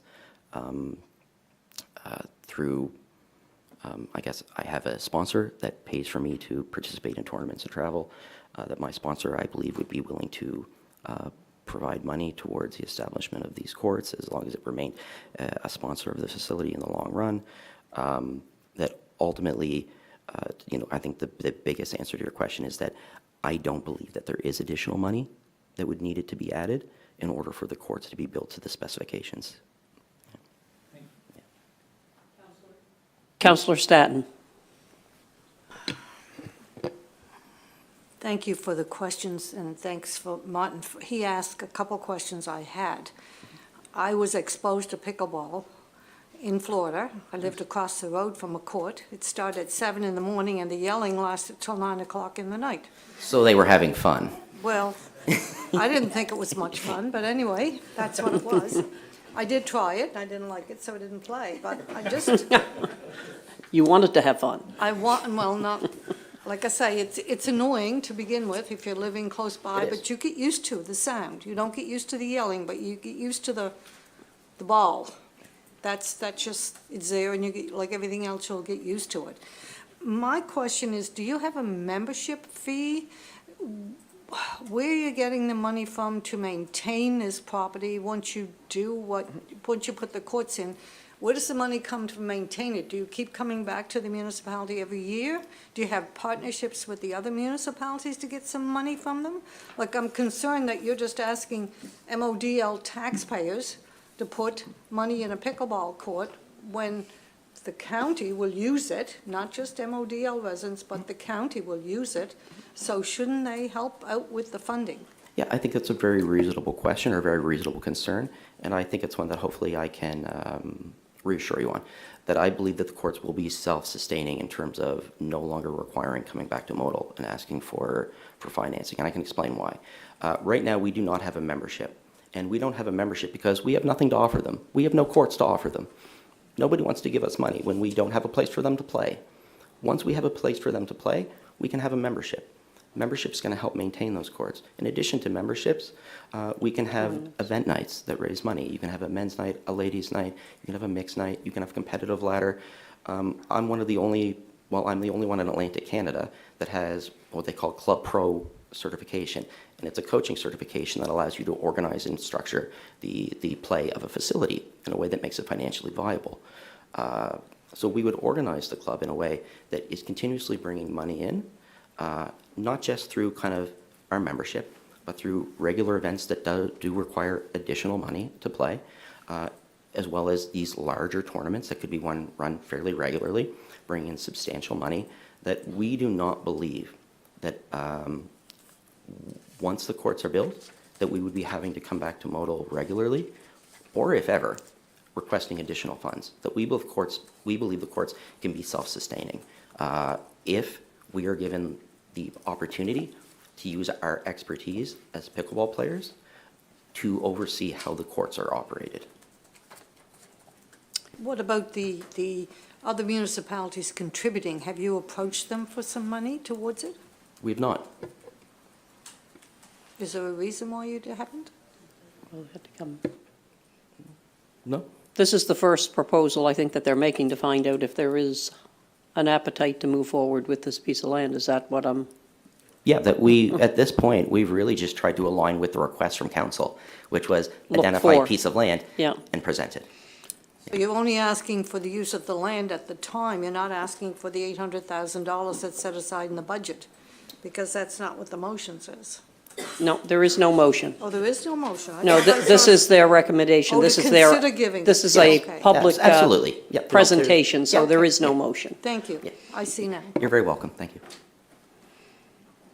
So for those that are here today, we receive public presentations, and then it usually is referred to a committee for them to evaluate the presentation to see if they're the concerns and bring back a staff report. So I have Councillor DeLong. Yeah, no, that was actually my question on what the timeline would be. So we're receiving the presentation today. Staff will come back with a report and a proposed management agreement. Is that what happens next? So we'll bring it back to council with a staff report that would go into all aspects of whether whether council wants to make the site available, whether council's open to a management agreement, what the terms of the management agreement looks like, and then what the funding may be. But we'll work with the Pickleball Association to make sure that what we present is as fully fleshed out as we can make it by working with the subject matter experts to ensure that what we present to council is a workable plan. Sounds good, thanks. Councillor Vino. Thank you. My one question was surrounding buy-in from other towns or municipalities. And having been the counselor that was the representative for the area, we were looking and sent out the bids. I heard a lot from the public about the cost that was associated with that. And I'm using that kind of as a learning curve this time around, because a lot of the times you don't hear the feedback until the afterthought. And with that, I think it would be beneficial to reach out to the other towns and municipalities to get some buy-in. We are often contributing municipal dollars in the towns to help with recreation facilities, and I'd like to see that return, because it's not something that we often do, and I would be more comfortable with entering to such agreement with buy-in from the other towns. Thank you. Deputy Mayor Royko. Yes, so my thoughts are regarding if you're, excuse me, you're talking about managing it, what about just the everyday person who wants to just come and play pickleball and just with their friends, because it is municipal property and it is municipal funds building it? What is your group's thoughts regarding that? Yeah, that we, ideally, we would have a paid-for membership in order to use the facility, but we would also offer like day passes, so that, if somebody, was not an avid player and wasn't going to be using it regularly, that perhaps they could access it, for the day with family. I mean, at the end of the day, when I think you have this sort of offering, you do have to kind of pick and choose between, do we want it to be self-sustaining, and we have to come back, we'd want it to be self-sustaining and we raise money through membership, or do we want it to be free and everybody can access it whenever they want, but then we have to come back to Modal regularly for financial support. So we would hopefully be kind of having this paid-for membership that would allow it to be self-sustaining, in the same way that something like the tennis courts require a membership in order to use, or a golf course, or really the majority of kind of recreational offerings. So I guess when I look at this parcel of land, I understand all the comments that you made about the aesthetics and everything, and being back on that back end, that's a long ways from the road. That tree buffer definitely would absorb a lot of that sound. It's evident from that piece. How many courts are you proposing based on the cost? Yeah, the initial proposal was 6 courts, and we're sticking with that based on our estimates. They would be built in a manner to expand? Yes, absolutely. And I say that, I know that we are hosting the 55-plus games next year. Correct. Yep. And is all the pickleball activities held inside or outside when the 55-plus games go on? Generally speaking, all high-level pickleball is played outdoors. Okay. Of course, for us, it would have to be indoors, because we don't have a place to play. And not only would it be indoors, it would have to be split between multiple venues, and kind of embarrassing that it would be split between 2 venues as opposed to one centralized location. Of course, if we had outdoor courts, they would be housed at that one location, and the 55 games would be played there. So typically, how many courts are required for the 55-plus games? I think 6 courts would probably be more than sufficient. Okay, and supplementary, I know that we have set money aside, but I guess my comment would be that whenever we attempt to do a project, we always look at grant opportunities from the other levels of government, and I would think that that would be an opportunity to do that regardless, so that if there is recreation facility grants out there, you'd be applying for them if there's dollars out there from the provincial or the federal government. We also have something that we've been looking at doing at the Mark, and that's called Reimagine the Mark. And that's looking at the whole complex and trying to figure out where we need to be with that, from relation to the buildings down below to this. Where this definitely is a recreational component, I'm sure that it fits in. And I know that we did look at the Mark as a potential site when we were exploring some of the other ones, but it was basically at the Mark site itself, the property where the buildings are. So it's definitely more appeasing at that perspective. But I don't think that I have any other questions right now, so this will be referred to staff to bring back a report to us for council's decision. What is the timeline to build courts? Do you know that? Well, yeah, our timeline would actually be a little bit narrower because we wouldn't have to clear. I would suspect, generally speaking, it takes probably about 2 months to build them. And then the court needs to cure for a month after it's finished being built before anybody can step foot on it, or you potentially create long-term damages to the court. So you're looking probably at about 3 months from the time you begin till the time you're finished. And the season that they typically would? Yeah, that you could start, like in terms of starting to build. Yes. Yeah, you could start building in April, yeah, or potentially even late March if it was warm. Yeah. Any further questions? Deputy Mayor Oykel. Thank you. Is the cost that you're thinking of also includes the park clearing for a parking lot and walkways to your court, which you plan to put at the other end of the 13? Yes, it does. It includes that, yeah. Any further questions? If not, I want to thank you, Jared, for your presentation. Thank you, and thanks And for thank you to the questions. members of the Pickleball Association for coming in. Okay, we will move down to recommendations from committees and boards. Dangerous and Unsightly Property Committee, 10.1.1.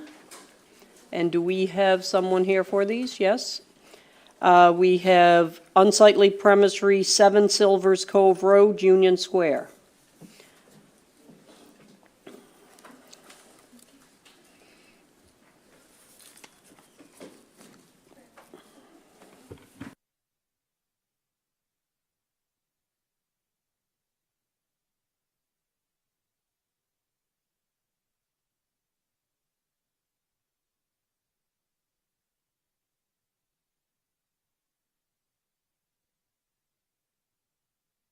I didn't prepare anything. I was here Okay. more for questions if there was All right, any. so 7 Silvers Cove Road, usually I thought these were brought up on the screen when we were about to do them.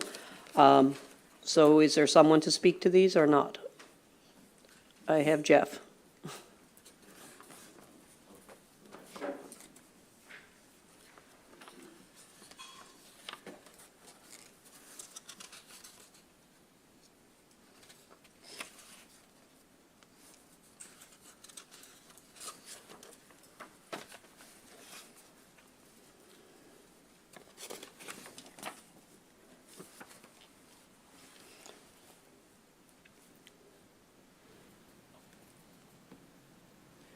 Yeah, so this is a recommendation, came from the Dangerous Unsightly Property Committee.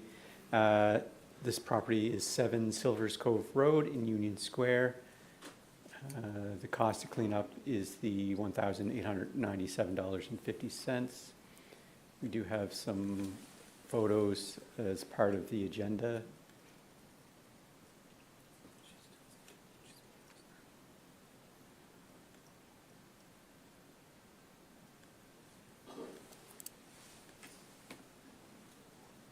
And so this one is to have the house, all the household and construction debris cleaned up and removed from the property. Let's see, we have a question. Okay, so the councillor for the area, Councillor Greek. Thank you. I have two questions. I hear about this property often. I have two questions from residents. One is when, if this is awarded, will the building also be boarded up? Is that part of the tender? Or will it remain open to the elements? And then I have one more question from a resident. Yeah, I don't think, did that included? It wasn't, but we can secure it. I think there was thought that a door has been left open, but when we were there, I think the door's been closed, or we had closed it, so, but the biggest issue was the stuff around the property and what was containing in some of the buckets. Yes, I've heard about that as well. It would be appreciated if it could be boarded up or somehow the door secured that it's not moving with the weather elements. And my other question from residents is, if the taxes end up being paid, because I believe it's up for tax sale this year, can this building be left like this until it falls down and rots? The building hasn't been deemed dangerous, so the building, there's no demolition order on that property. So at this time, that building would remain. This is just to clean around the building itself. Once the work is completed, the municipality pays the bill, but we send an invoice to the property owner. If that goes unpaid, it does become a lien on the property, Okay. whether the taxes get paid or not. So this is an additional cost on that property if this goes ahead. Okay. Councillor Greek, would you be prepared to move the motion? I would love to. Thank you. I would love to see this property get cleaned up. To her honor, Mayor Bolivar Getson and members of council, I move that municipal council approve the lowest bid from Dwight's Mobile Welding for the cleanup of the property located at 7 Silvers Cove Road, Union Square, PID 605324645. That is $1,897.50, including HST, and I so move. So moved by Councillor Greek. Is there a seconder? Seconded by Councillor Moore. Discussion on the motion. Question called for. All those in favor? Opposed? Motion is carried. Continue, please, to the next one, which is unsightly premise, 10.1.2, re 344 Baker Road, Mount Pleasant. This is also recommendation from the Dangerous Unsightly Property Committee to award the cleanup of this one is $11,500. The work that is looking to get completed is the junk debris, old tires cleaned up and removed from the property. And we do have, I guess they're sideways, but there are photographs as part of your package as well. Why is that one? So I guess my question on this one, is there someone that lives here? I believe so, yes. And do we know if I'm seeing trailers and things around here? And I guess I'm looking at the cost for this one compared to the assessment and whether or not the taxes are paid up to date and whether or not we would be basically sending someone to a tax sale here based on our cleanup costs compared to the taxes. And I'm concerned over that piece.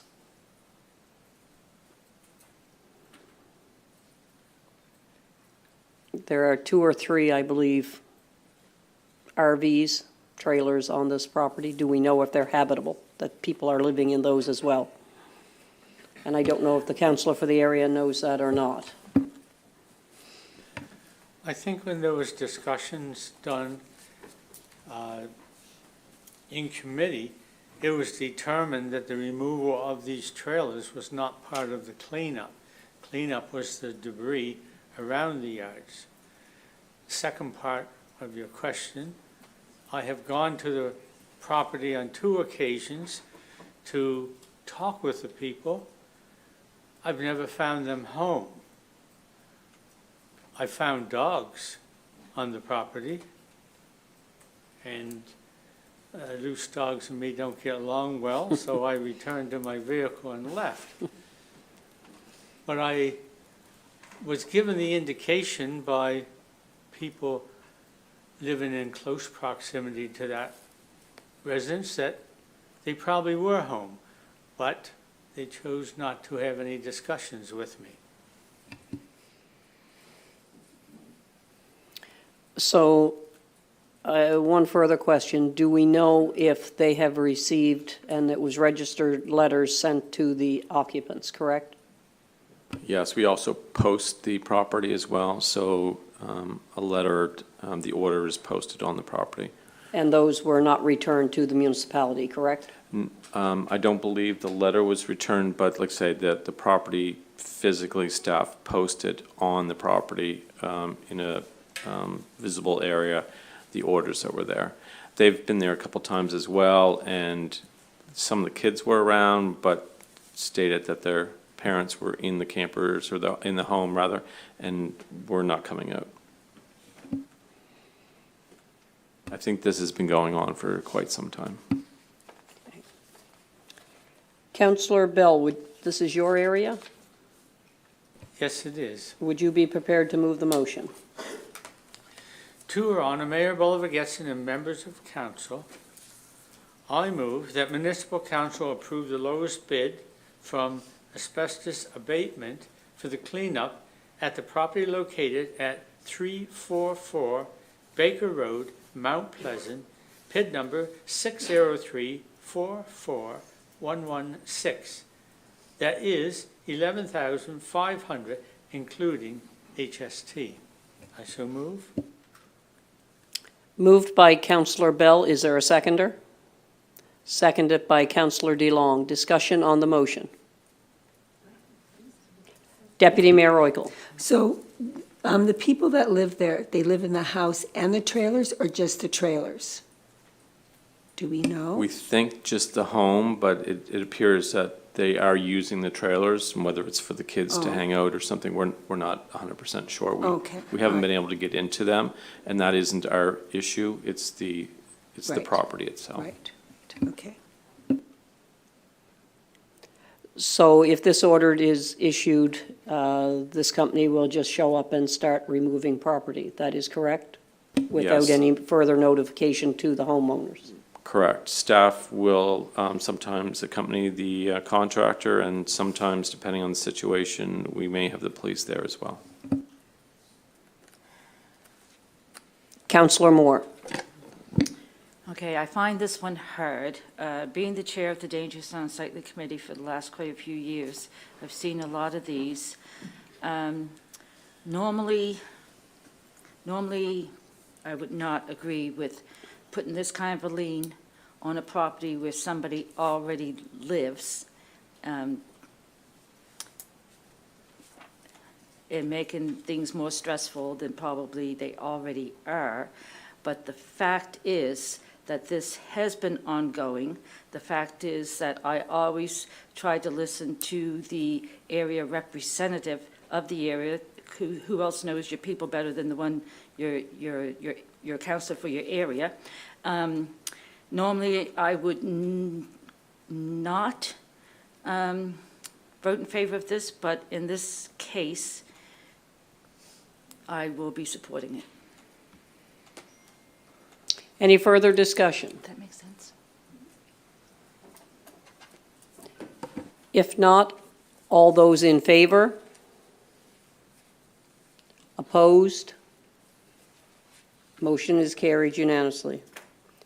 We will move down to unsightly premise re 5494 Highway 331 Petite Riviere. This one's also a recommendation from the Dangerous Unsightly Property Committee. And this is to clean up the construction and demolition debris on the property. Again, we have some photographs as part of the package. Again, they're sideways. So we have a pile of construction debris. And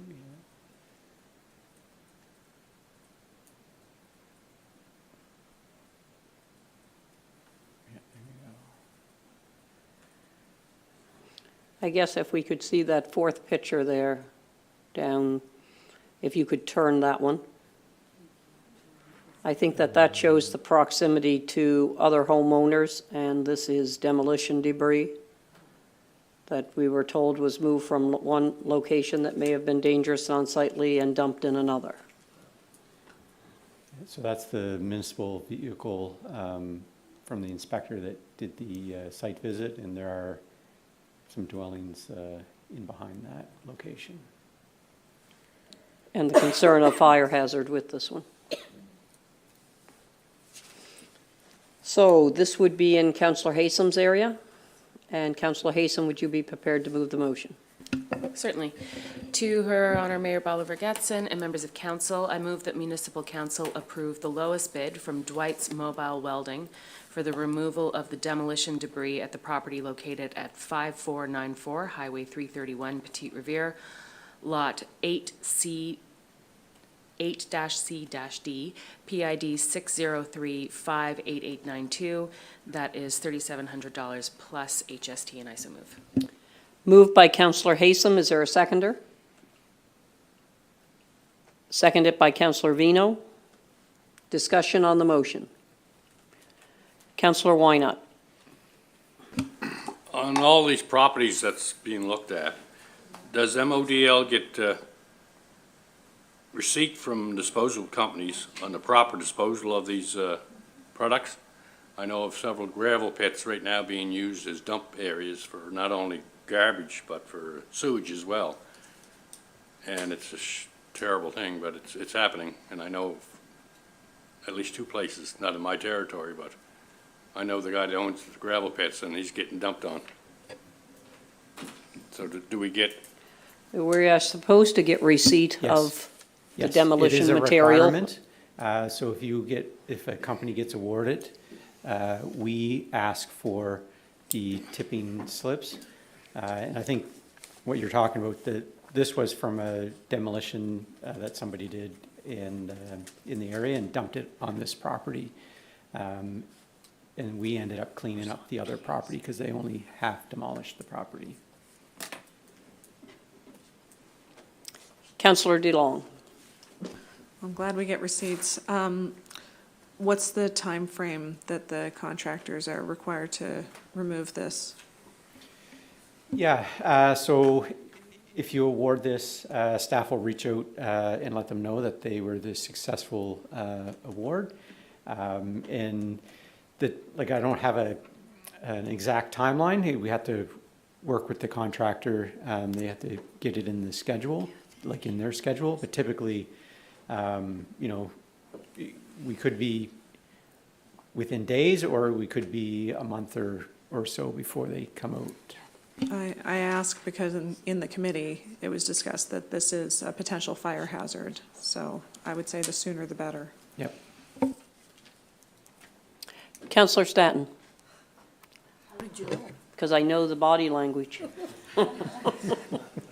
My understanding is the awarding of the contract, the contractor has 90 days. Is that in fact true or not? Has 90 days to complete the work? Yeah, I'd have to check our procurement policy. Yeah.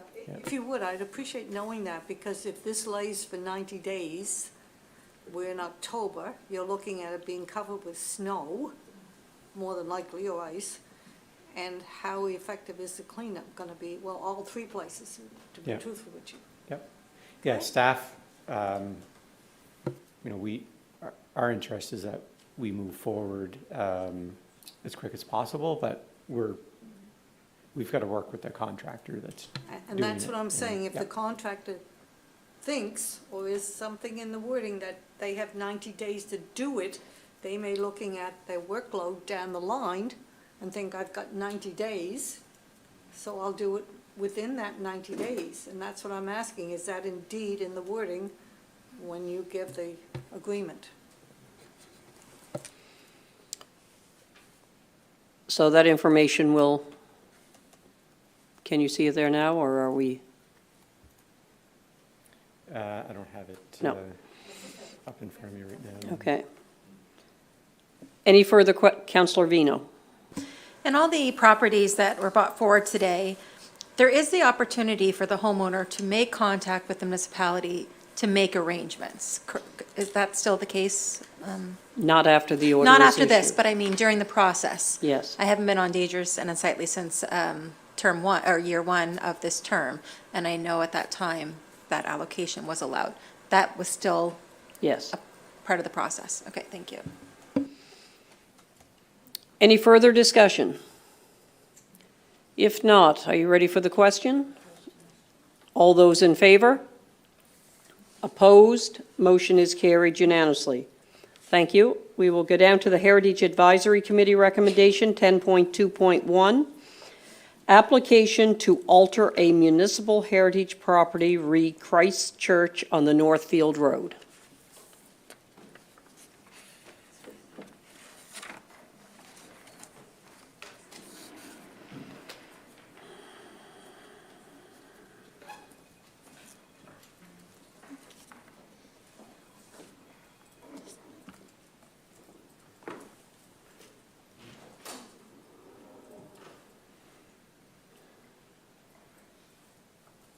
Go ahead, please.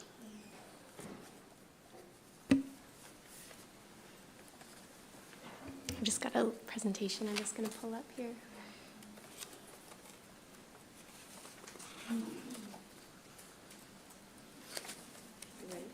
It's working.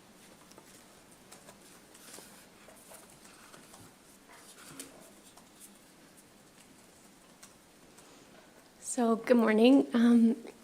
So today we're talking about the Christ Church in Maitland, which is a registered heritage property, and the proposed alteration to this property. So following bylaw 043 subsection 10.1, planning staff received a letter on September 5th, 2024, requesting an exterior alteration to Christ Church, a registered municipal heritage property located at 455 Northfield Road in Maitland.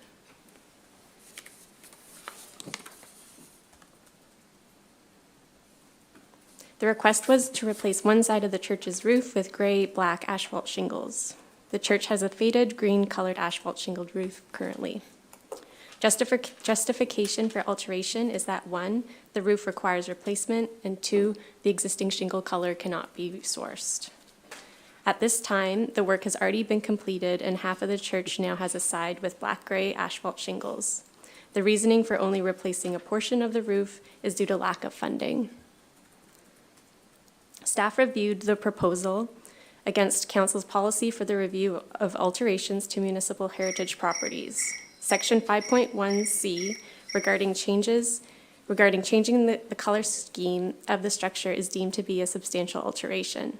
Therefore, the proposal is considered a substantial alteration and required the review and recommendations of the Heritage Advisory Committee and now council's approval. While the church has many character-defining elements, the color of asphalt roof material has not been identified as a character-defining element. So the left photo here is what the church looked like prior to having a new roof on that side. And then the photo on the right is with now the new roof with the gray-black asphalt shingles. And the other side of the church has not been touched. And this would be in Councillor Stanton's area. I would ask if Councillor Stanton would be prepared to move the motion. Certainly, this is like my theory. I ask for forgiveness before I ask for permission. It usually works. Anyway. Were they coached?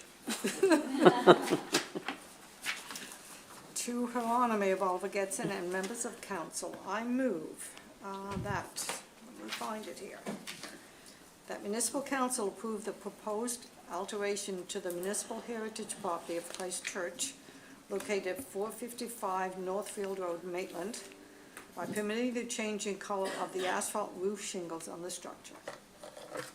Moved by Councillor Stanton, seconded by Councillor Greek. Discussion on the motion. All those in favor? Opposed? Motion is carried unanimously. We're going to skip ahead to the 11.2.2 Designated Community Fund Lunenburg Yacht Club. And again, this is money that we collect to issue a tax receipt. So I would ask if Councillor DeLong would be prepared to move that motion. Certainly. This is 11.2.2? Yes. Okay. To our honor, Mayor Bolivar Getson and members of council, I move that municipal council grant the Lunenburg Yacht Club $8,985 as per the criteria outlined in MODL Policy 048, Designated Community Project Fund. I so move.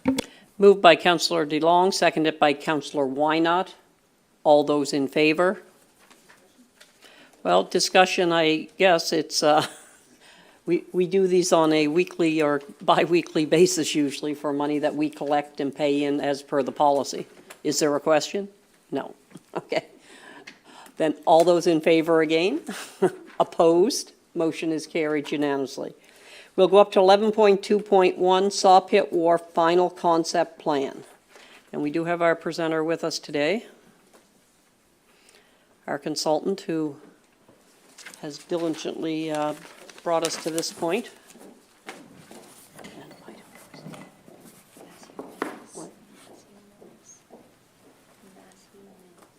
Matthew Mills, is that correct? That's correct, thank you. All right.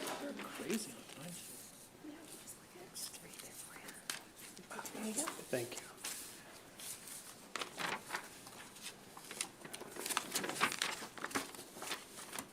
Okay.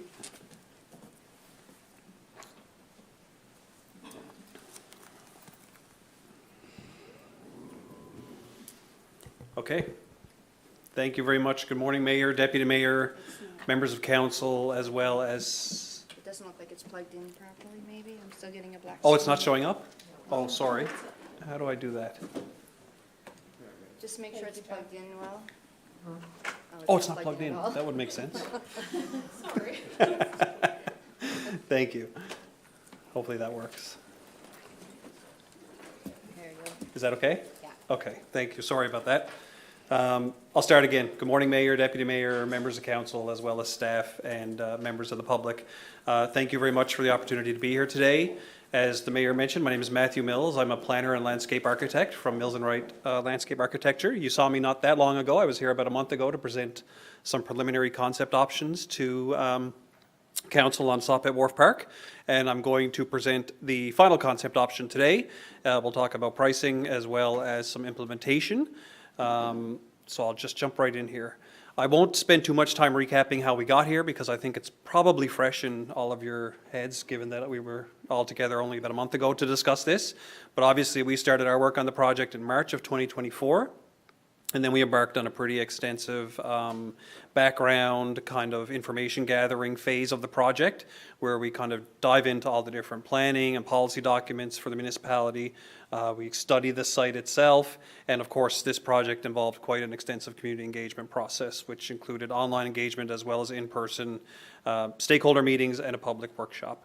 And all of that information from the background review and the engagement and the site visit really informs the design, which is why we take our time to make sure we get that right. Then, of course, that brought us to September, which was just about a month ago, almost exactly, where we chatted about the preliminary concept options. And now here we are today to present and discuss the final concept option for Saw Pit Wharf Park. The guiding principles, they remain unchanged from what you saw last time we discussed this project. As you know, there are a set of strategic statements which are kind of meant to be the overarching project objectives, so the things that we really need to keep at top of mind. So those for Saw Pit Wharf Park were identified as improving accessibility and inclusion across the site, making sure that the existing park features, specifically those related to the water and water access, were maintained. New park features and programming were introduced. Those were things that were requested by the public. We wanted to preserve and protect not just the existing vegetation, but the overall character of the site. A lot of people really liked its kind of rural waterfront feeling. And of course, in this day and age, we always have to be thinking about climate change, mitigation and adaptation, especially given the fact that this park is right on a waterfront. So I'm going to jump right into the concept options just to kind of as a bit of a refresher. You'll probably recognize this one. I showed this to you on September 9th as kind of our preliminary concept option. You'll recall that we were trying to improve access and accessibility by making the site more intuitive and safer for both pedestrians as well as people who are using vehicles. And some of the moves that we introduced to do that included increasing the upper parking lot, which exists today, to provide more capacity for both personal vehicles as well as those who are towing boat trailers. We introduced a new driveway on the interior of the site to allow people to access the upper parking lot, but also to kind of bypass that Back Harbor Road Highway 332 intersection, which was identified as having some challenges. We wanted to formalize the waterfront area a little bit, so you'll notice that we had included a asphalt turnaround, some parking, as well as pedestrian circulation through plaza spaces and generous walkways. And of course, there was a switchback trail, which kind of followed the route of the existing clearing that exists on site, which was intended to allow people to move more easily from the upper to the lower parts of the site. Also on this concept option, you'll remember that we talked a lot about the boating infrastructure. There were some things that we had heard through engagement, specifically around improving accessibility and providing better access for people who were using the space that didn't have motorized craft, so things like kayaks, canoes, and paddle boards. And so in this design, we had showed a small craft boat launch, kind of a dedicated portion of the site for people who are using their small personal craft. We proposed extending the floating wharf for more berth space. And then, of course, we introduced some amenities specifically for people who are using those smaller non-motorized crafts, such as a lockup area. If you pull your canoe out of the water, you just want to store it somewhere temporarily, there's space in the design for that. We also talked about improving the slope on the existing concrete ramp. The ramp, I say ramp, but I mean boat launch. So that, of course, remains as well. And then the last thing I just want to touch on really quickly, you'll remember we had a lot of feedback from residents and from key stakeholders that the space, even though it's well used and well loved for its boating infrastructure and its ability to access the water, people were wanting to use it as more of a park space. So even though there is a green space, picnic tables, some seasonal porta potties and things like that go in there, people were looking for more permanent infrastructure to allow it to function a bit more park-like. So in this design, we had included an arrival area with things like seating, landscaping, information area, just to kind of make a bit of a better first impression or sense of arrival. We had shown a washroom building with gender-neutral, accessible washrooms and extended a roof to provide sheltered outdoor space. And then, of course, there were a lot of low-sloped walkways, steps down to the beach, and a small accessible play space along the waterfront. We had also shown this option in our previous meeting on September 9th, where we just wanted to kind of explore if we could get more parking down at the waterfront level. We knew from speaking with the Sawpit Wharf Park Advisory Committee that parking is a challenge down at the lower level, at the waterfront part of the site. And our previous version had shown 8 spaces. This one had shown 18 spaces, so we had an increase of 10. We just kind of wanted to see how that fit on the site and what it did to the overall design. So we had presented both of those options to all of you, of course, but also the Sawpit Wharf Park Advisory Committee, and they had kind of given us the direction to go with a third option, which is the one you see on your screen now. So changes are minimal here. The biggest change, of course, was the expanded parking again. So whereas we had 18 spaces, this version now shows 30 down at the waterfront level. And the idea with this, one of the big ideas with this particular concept, you might remember, was that the thought was no longer is the whole site going to be considered accessible, but more so just the waterfront area would be considered accessible.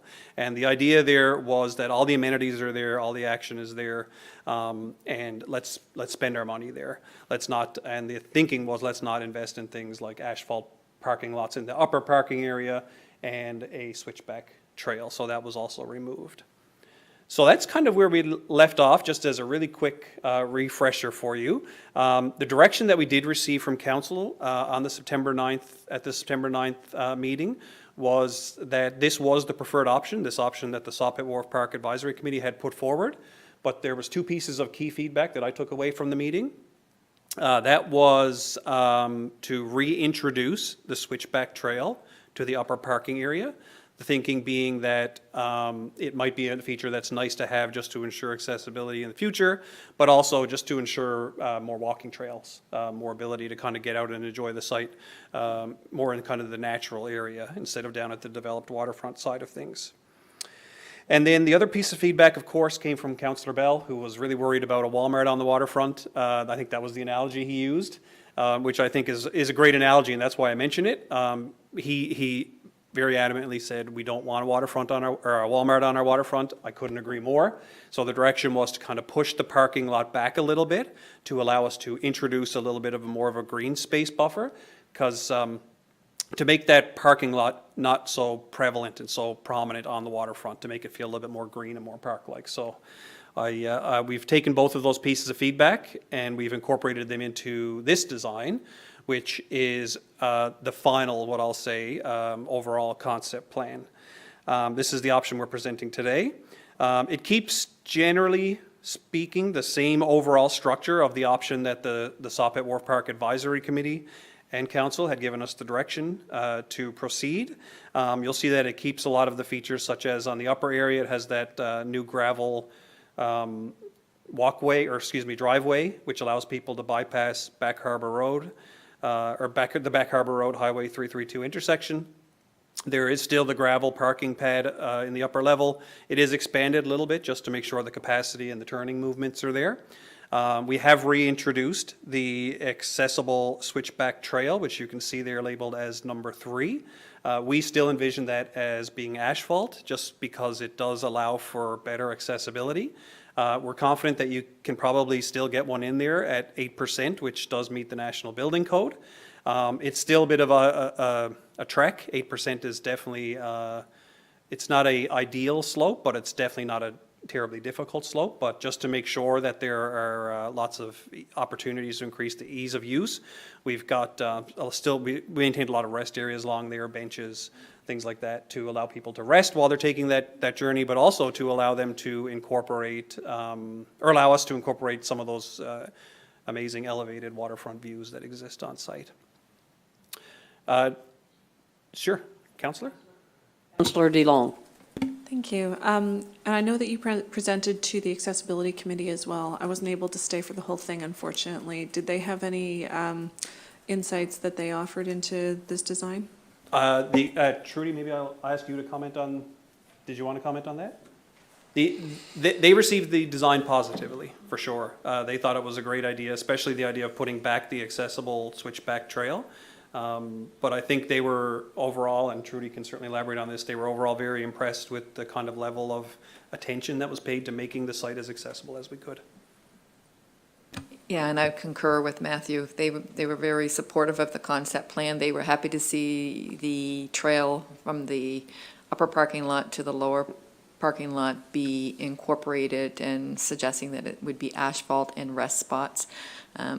They did ask the question around the stairs, and Matthew explained around that's difficult to make completely accessible. There are look-offs, and they seem to understand, the concept of the uses and the experience that would be delivered, and was happy with the increase use. The one thing they did mention, and we didn't get this into the concept plan, is they want us to be conscious if we go to develop the washroom facilities. They highly recommended an adult change table. Mm-hmm. That was probably the biggest takeaway. Yeah, the biggest piece of feedback for sure. And they were very happy to be consulted again. They had been consulted earlier on. They were one of the stakeholders, one of the focus groups. So I just want to state that they were engaged early on, but they were happy to be part of, towards the end, and seeing that final or almost final concept plan. Thanks, Trudy. And thank you, Councillor DeLong, for bringing that up, because you're right, that was also a piece of feedback we received from Council last time we met, was please bring this back to the Accessibility Advisory Committee, which we did. And their feedback has been incorporated as best as we could at this stage. As Trudy said, the adult change table was definitely the biggest conversation topic, but that's the type of thing that when it comes time to actually figure out what this building is, that's just an element we would have to make sure that gets incorporated at that time. That's kind of detailed design level of thinking. So I'm just going to switch scales just to make it a little bit easier for you to see. So I'm going to zoom into the area down at the waterfront, kind of like we did last time. Trudy had mentioned a few stairs a moment ago, and I'll call those to your attention since they were brought up by the Accessibility Advisory Committee. They're labeled as number 13. Those are stairs that are required just to get down from the built-up area down to the beach level. Obviously, the green space, as you know, is built up to protect it from floodwaters. So there's really kind of no way around that. But the advisory committee was okay with that, knowing that the rest of the site is pretty much accessible. You'll notice that a lot of the kind of big moves that we had talked about on the previous concept design remain. It maintains the accessible asphalt playground, the accessible and small craft boating infrastructure, the reconfigured boat launch, pedestrian amenities such as plaza spaces, seating, walkways, the washroom building, of course, and the kind of linear waterfront park. The biggest change, perhaps you'll notice on this version of the concept plan, is right along the top edge of the parking lot. We did introduce a enhanced green space to provide a bit of a softer transition and more of a buffer between the park space, the water, and the parking area as well, to Councillor Bell's comment. So the 4 wheelchair handicap parking spaces, is that code to the amount of parking places that we do have there? Yes. I just look at the user group and some of the small buses and so on that have been accessing to bring residents there to the facility and making sure that there's room for them to park once they would come. So you'll notice, and this was actually a piece of feedback we received from the advisory committee, the Soppet Wharf Park Advisory Committee.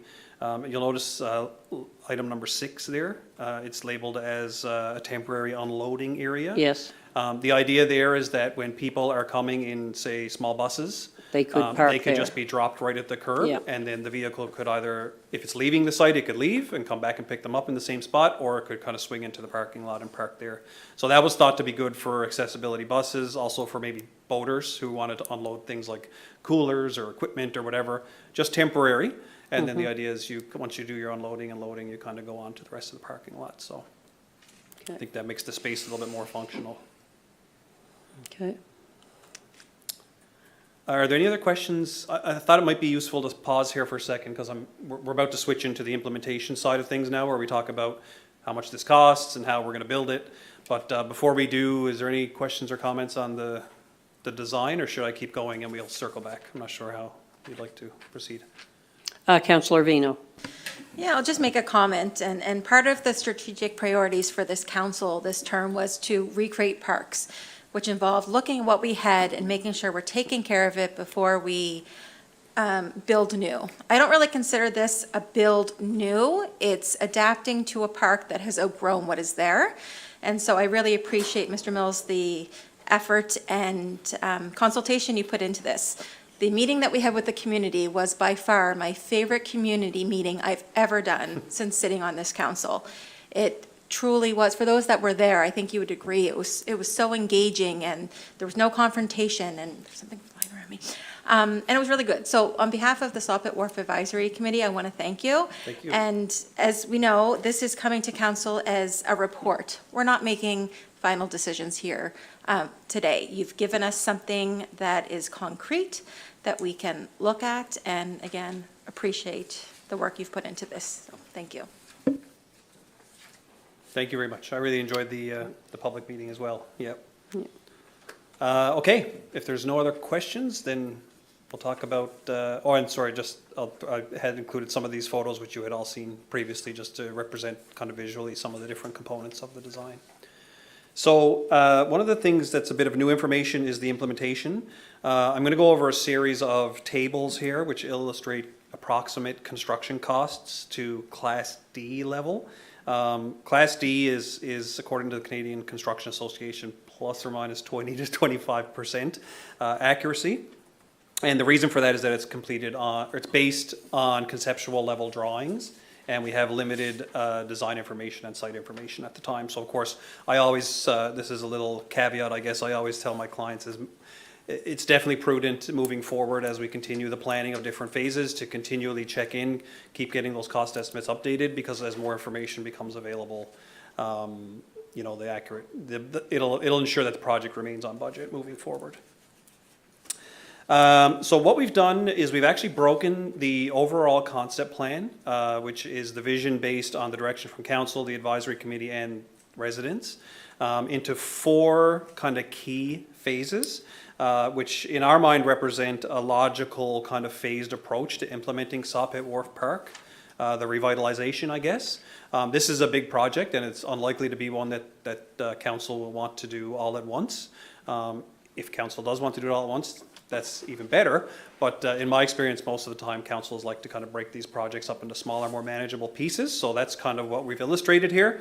Of course, phasing this is our recommendation or our suggestion only, and phasing is always at the complete discretion of council and depends on so many other variables. You can kind of take this, I guess, with that spirit. So the first phase of work we're proposing and I understand these are a little bit hard to read at this scale, and I apologize for that. The first phase of work we're proposing is along the shoreline.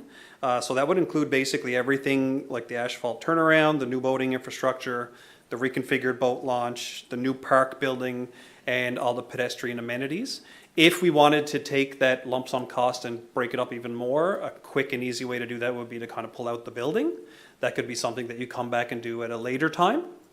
But we feel this is a good first phase, even though it is the most expensive first phase at $1.77 million.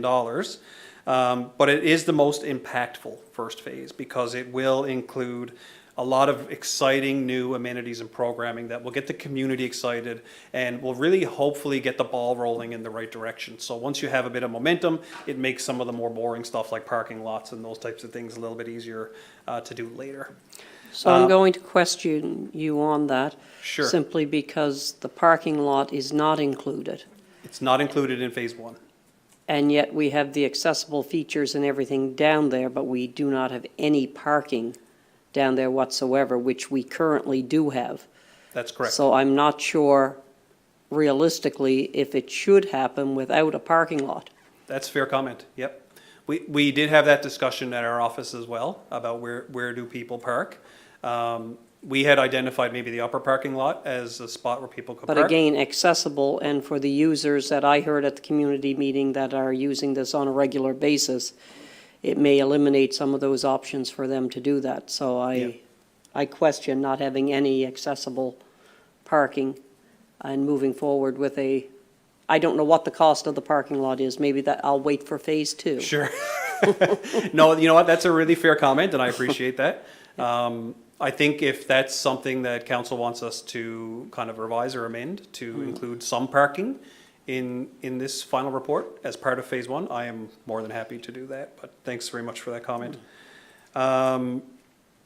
Yeah, so this of course is the most impactful phase. We always recommend to our clients that you kind of tackle the things that get people excited because it builds support for the project. It's also the project phase which we feel offers the municipality the most opportunity to secure funding. Because there are a lot of components in there that speak to funding sources that are kind of the day. Things around recreation, tourism, climate change, accessibility. There's money out there right now for those types of initiatives. So there's a lot of components in this first phase which speak to some of those. So the hope is that there might be a few quick wins in there that the council could use to secure some funding. The second and third project phases are both around the 2 parking areas, so the lower parking area and the upper parking area. The second phase, which is the long linear one down at the waterfront, that comprises the site grading, the earthwork, the vegetation removal, and the actual parking lot itself that's required to support the new park. The third phase would comprise the improvements to the upper parking area, including slightly expanding it to allow for more capacity for boat trailers and installing the new gravel driveway to kind of get around the Back Harbor Road and Highway 332 intersection. And then finally, the fourth phase is the accessible switchback trail. Again, this can all kind of be moved around at council's discretion.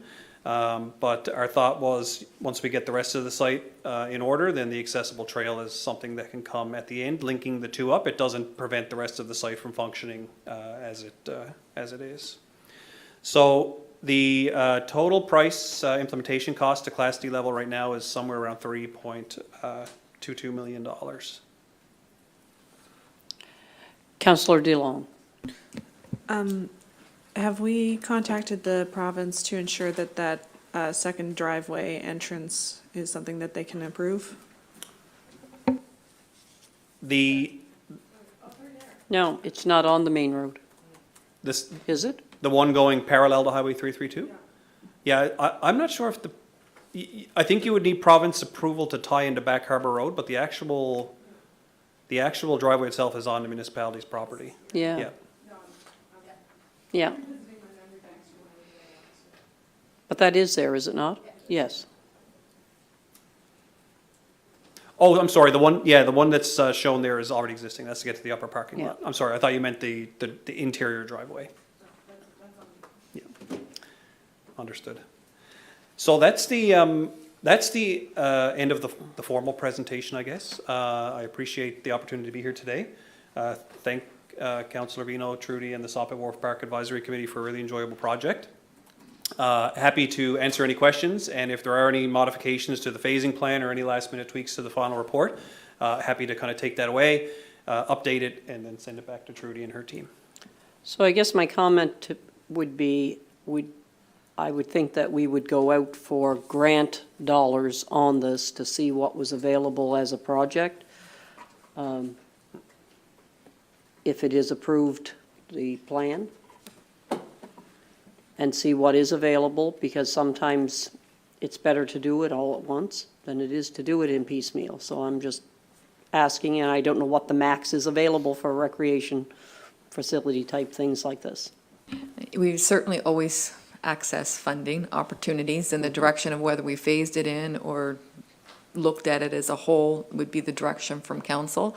I guess I would just reiterate Matthew's point around the phasing, like we could phase that differently than what he's proposing based on funding opportunities and further conversations with the Saw Pit Wharf committee, because as Matthew was presenting, I could see already shifting some things around in the implementation from a user's perspective.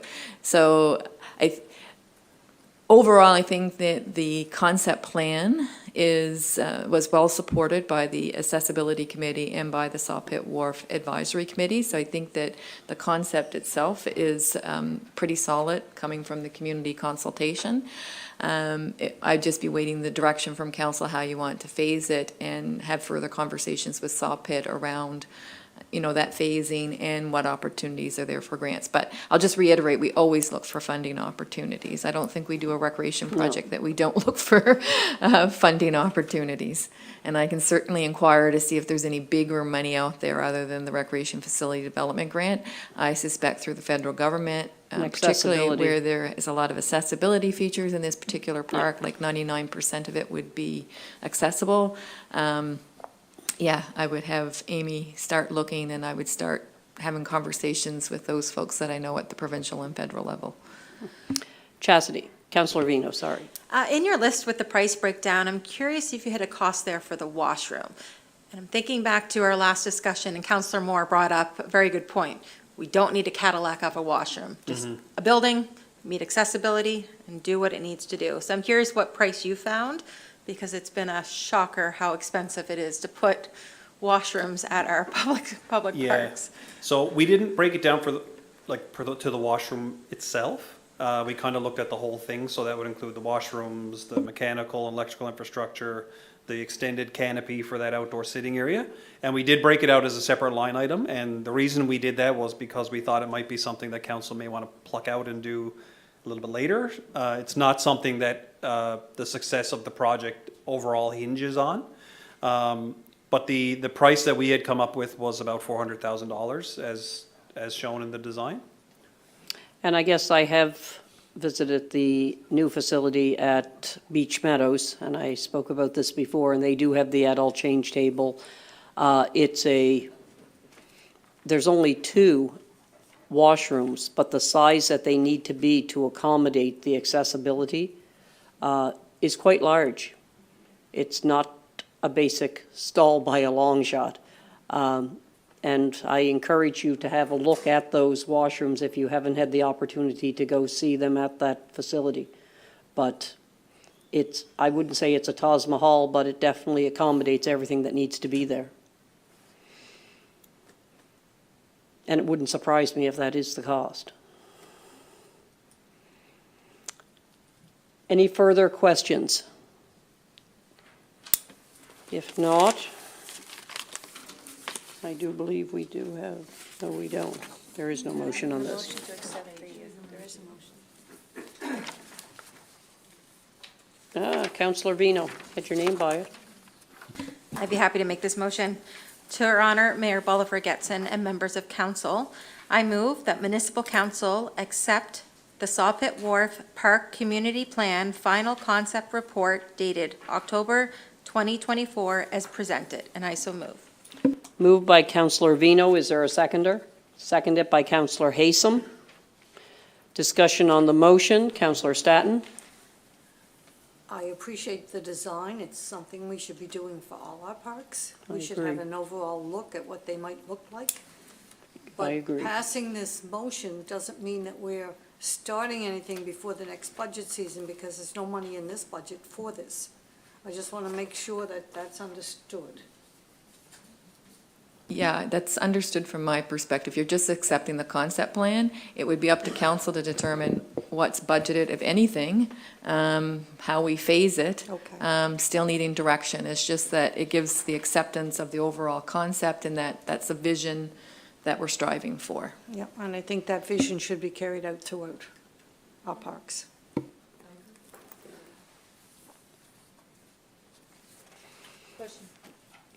Question has been called for. All those in favor?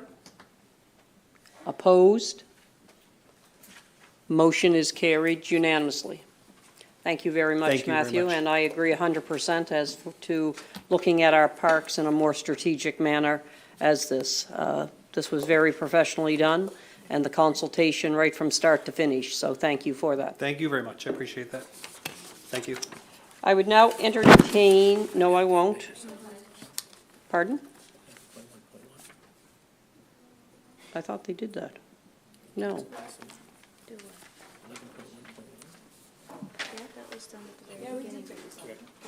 I was going to say, I moved myself back to the back. We did it at the very beginning. MJSB update. Okay. Deputy Mayor Oykel. Yes, so for, I'm not sure what's wrong with my throat today. On September 25th, staff presented to the board a policy for the board chair and vice chair. The policy aligns with for re-election of a board chair and vice chair. The policy aligns with approaches followed by the partner organizations as well as the Municipal Government Act of Nova Scotia and Robert's Rule of Order. The policy defines the responsibilities of the chair and the vice chair. The policy was accepted by the board. IT work plan, support to LCLC and the Bridgewater Police. As agreed in the September the 11th, 2024 MJSB board meeting, the Director of IT Shared Services will provide updates about ongoing IT support directly to the LCLC board. As per MJSB 2024-25 work plan, any contractual charges or changes or recommendations between the MJSB, ITSS, and LCLC or the Bridgewater Police will be brought to the MJSB board for their consideration and approval during the 25-26 budget process. Counselor IT onboarding.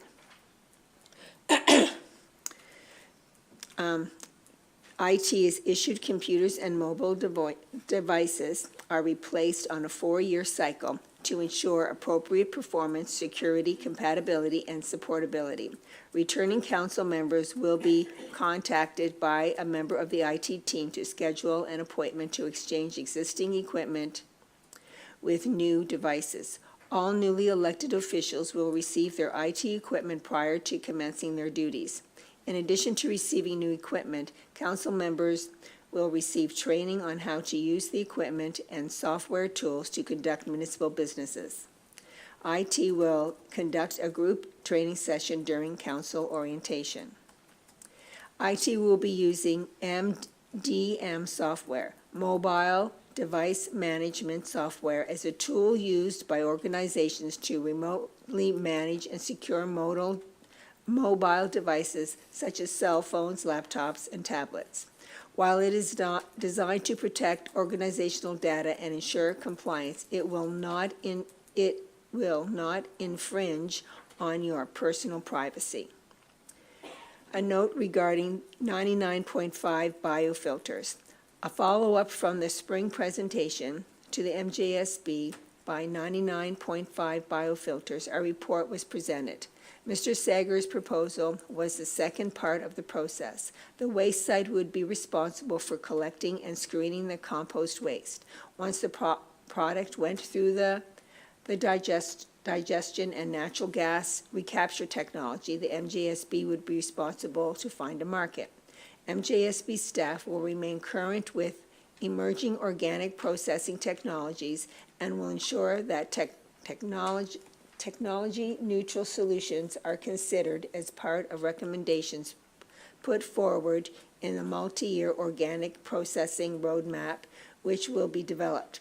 Pending understanding of the timeline when significant investment in the existing composting facility will be required, the MJSB will bring forward a business case for a transparent public process to identify optimal sources for organic processing. Mr. Sager's proposal was not an option at this time. Flexible work week. The board voted in favor of flexible work week options for staff. They are modeled after both District of Lunenburg and the Town of Bridgewater policies. The policies will be implemented on December the 1st, 2024. Not all roles will be eligible for all flexible work options. The board approved the policy governing asset management and will be implementing it on September the 26th, 2024. The financial implications of the asset management policy is that it will assist in making the best use of capital investments. Repealing of a policy. The board approved staff recommendations to repeal MJSB 09 laundering policy effective immediately. The laundering policy was approved in August of 2015 to outline which workwear items were acceptable for laundering by the Lunenburg Regional Community Center housekeeping staff. MJSB no longer utilizes the services of housekeeping staff at the Lunenburg Regional Community Center for laundering of workwear. No financial implications, and that is my report. Are there any questions? Councillor Hubley? And I thought I had a hand over here, didn't I? No? Okay. Councillor Hubley, go ahead. I just want to add to this that the board also reviewed and approved the 2024 first quarter report ending on June 30th. And although it was early in the fiscal year, they're forecasting a slight surplus ahead of budget and are in a good position coming out of the first quarter.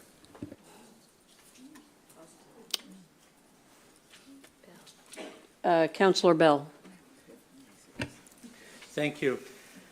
I was wondering if the MJSB has taken the information about the capture of gassing at Why Not Settlement back to Mr. Sager.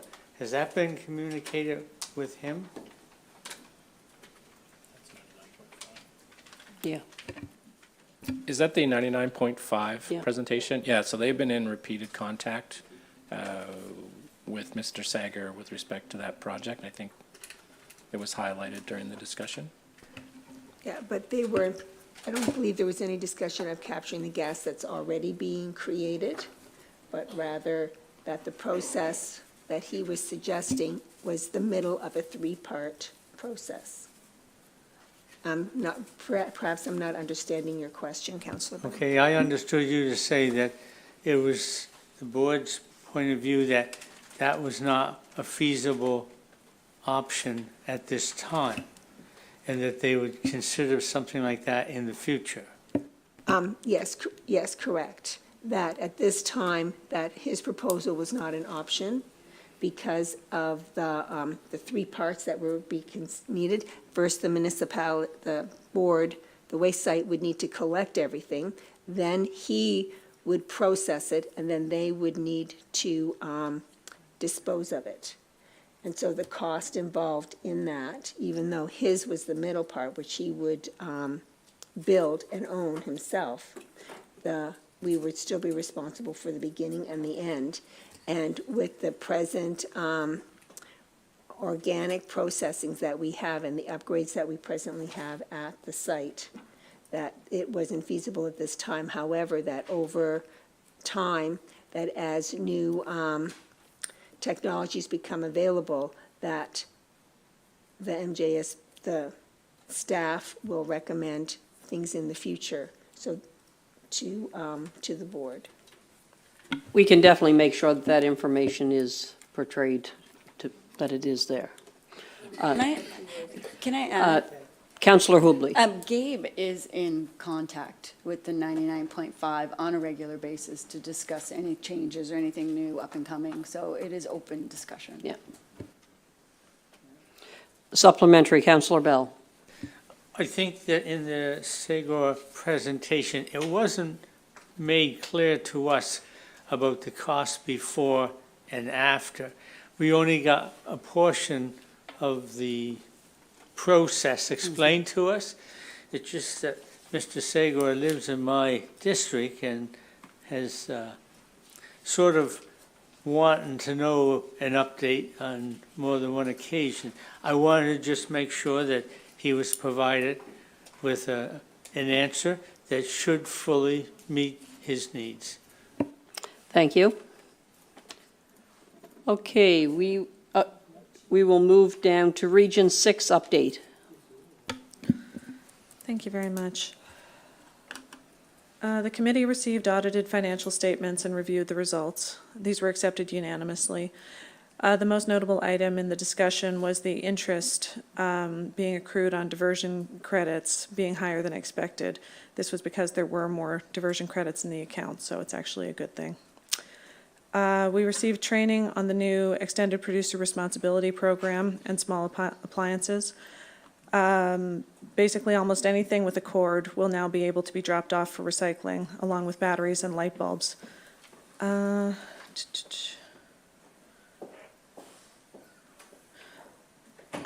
All pending extended producer responsibility for printed paper products.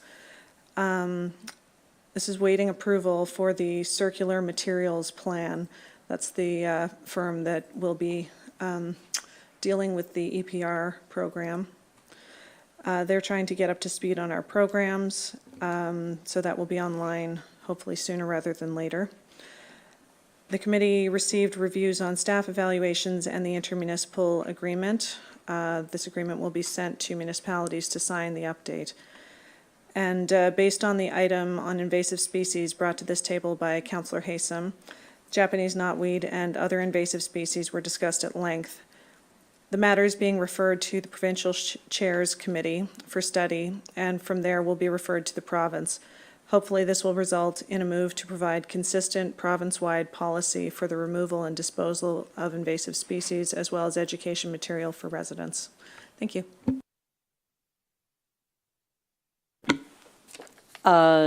Deputy Mayor's update. It's very short. I've attended all my meetings that I've been assigned as a councillor, as well as agenda briefings. This button. Anyway, municipal playground, I attended the closing ball tournament and was there to witness firsthand the activity that was going on our new municipal playground, and it was very well used at that time. The 60th anniversary for the ARC, the Floating Lantern Festival that was held. The home opener for the Lumberjack game, the female firefighter event that was held in Conquerall Bank, which was very well attended. Truth and Reconciliation event that was held at the LCLC. Retirement event for a long-serving pastor. And yesterday I was at Penn School speaking about elections. So besides that and the regular things, that was the update. I would now entertain, before I go in camera, I would like to publicly take the opportunity, this is the last council meeting that we know for 3 individuals sitting around the table, and that is Councillor Greek, 4, Councillor Staton, Councillor Greek, Councillor Wynot, and Councillor Haysom. And I want to personally thank each and every one of you for all the support and for all the input that you have had over the last 4 years, and I believe longer for 8 years, and possibly 12 years for Councillor Staton. So thank you very much. I want to wish you all the best in your future endeavors, and I'm sure that we'll see some of you back at some of our meetings. There'll be an issue that you'll come back. So thank you. All right. So thank you. So at this time, I would entertain a motion to go in camera, moved by Councillor Wynot, seconded by Councillor Haysom. All those in favor? Opposed? Motion is carried. We are now in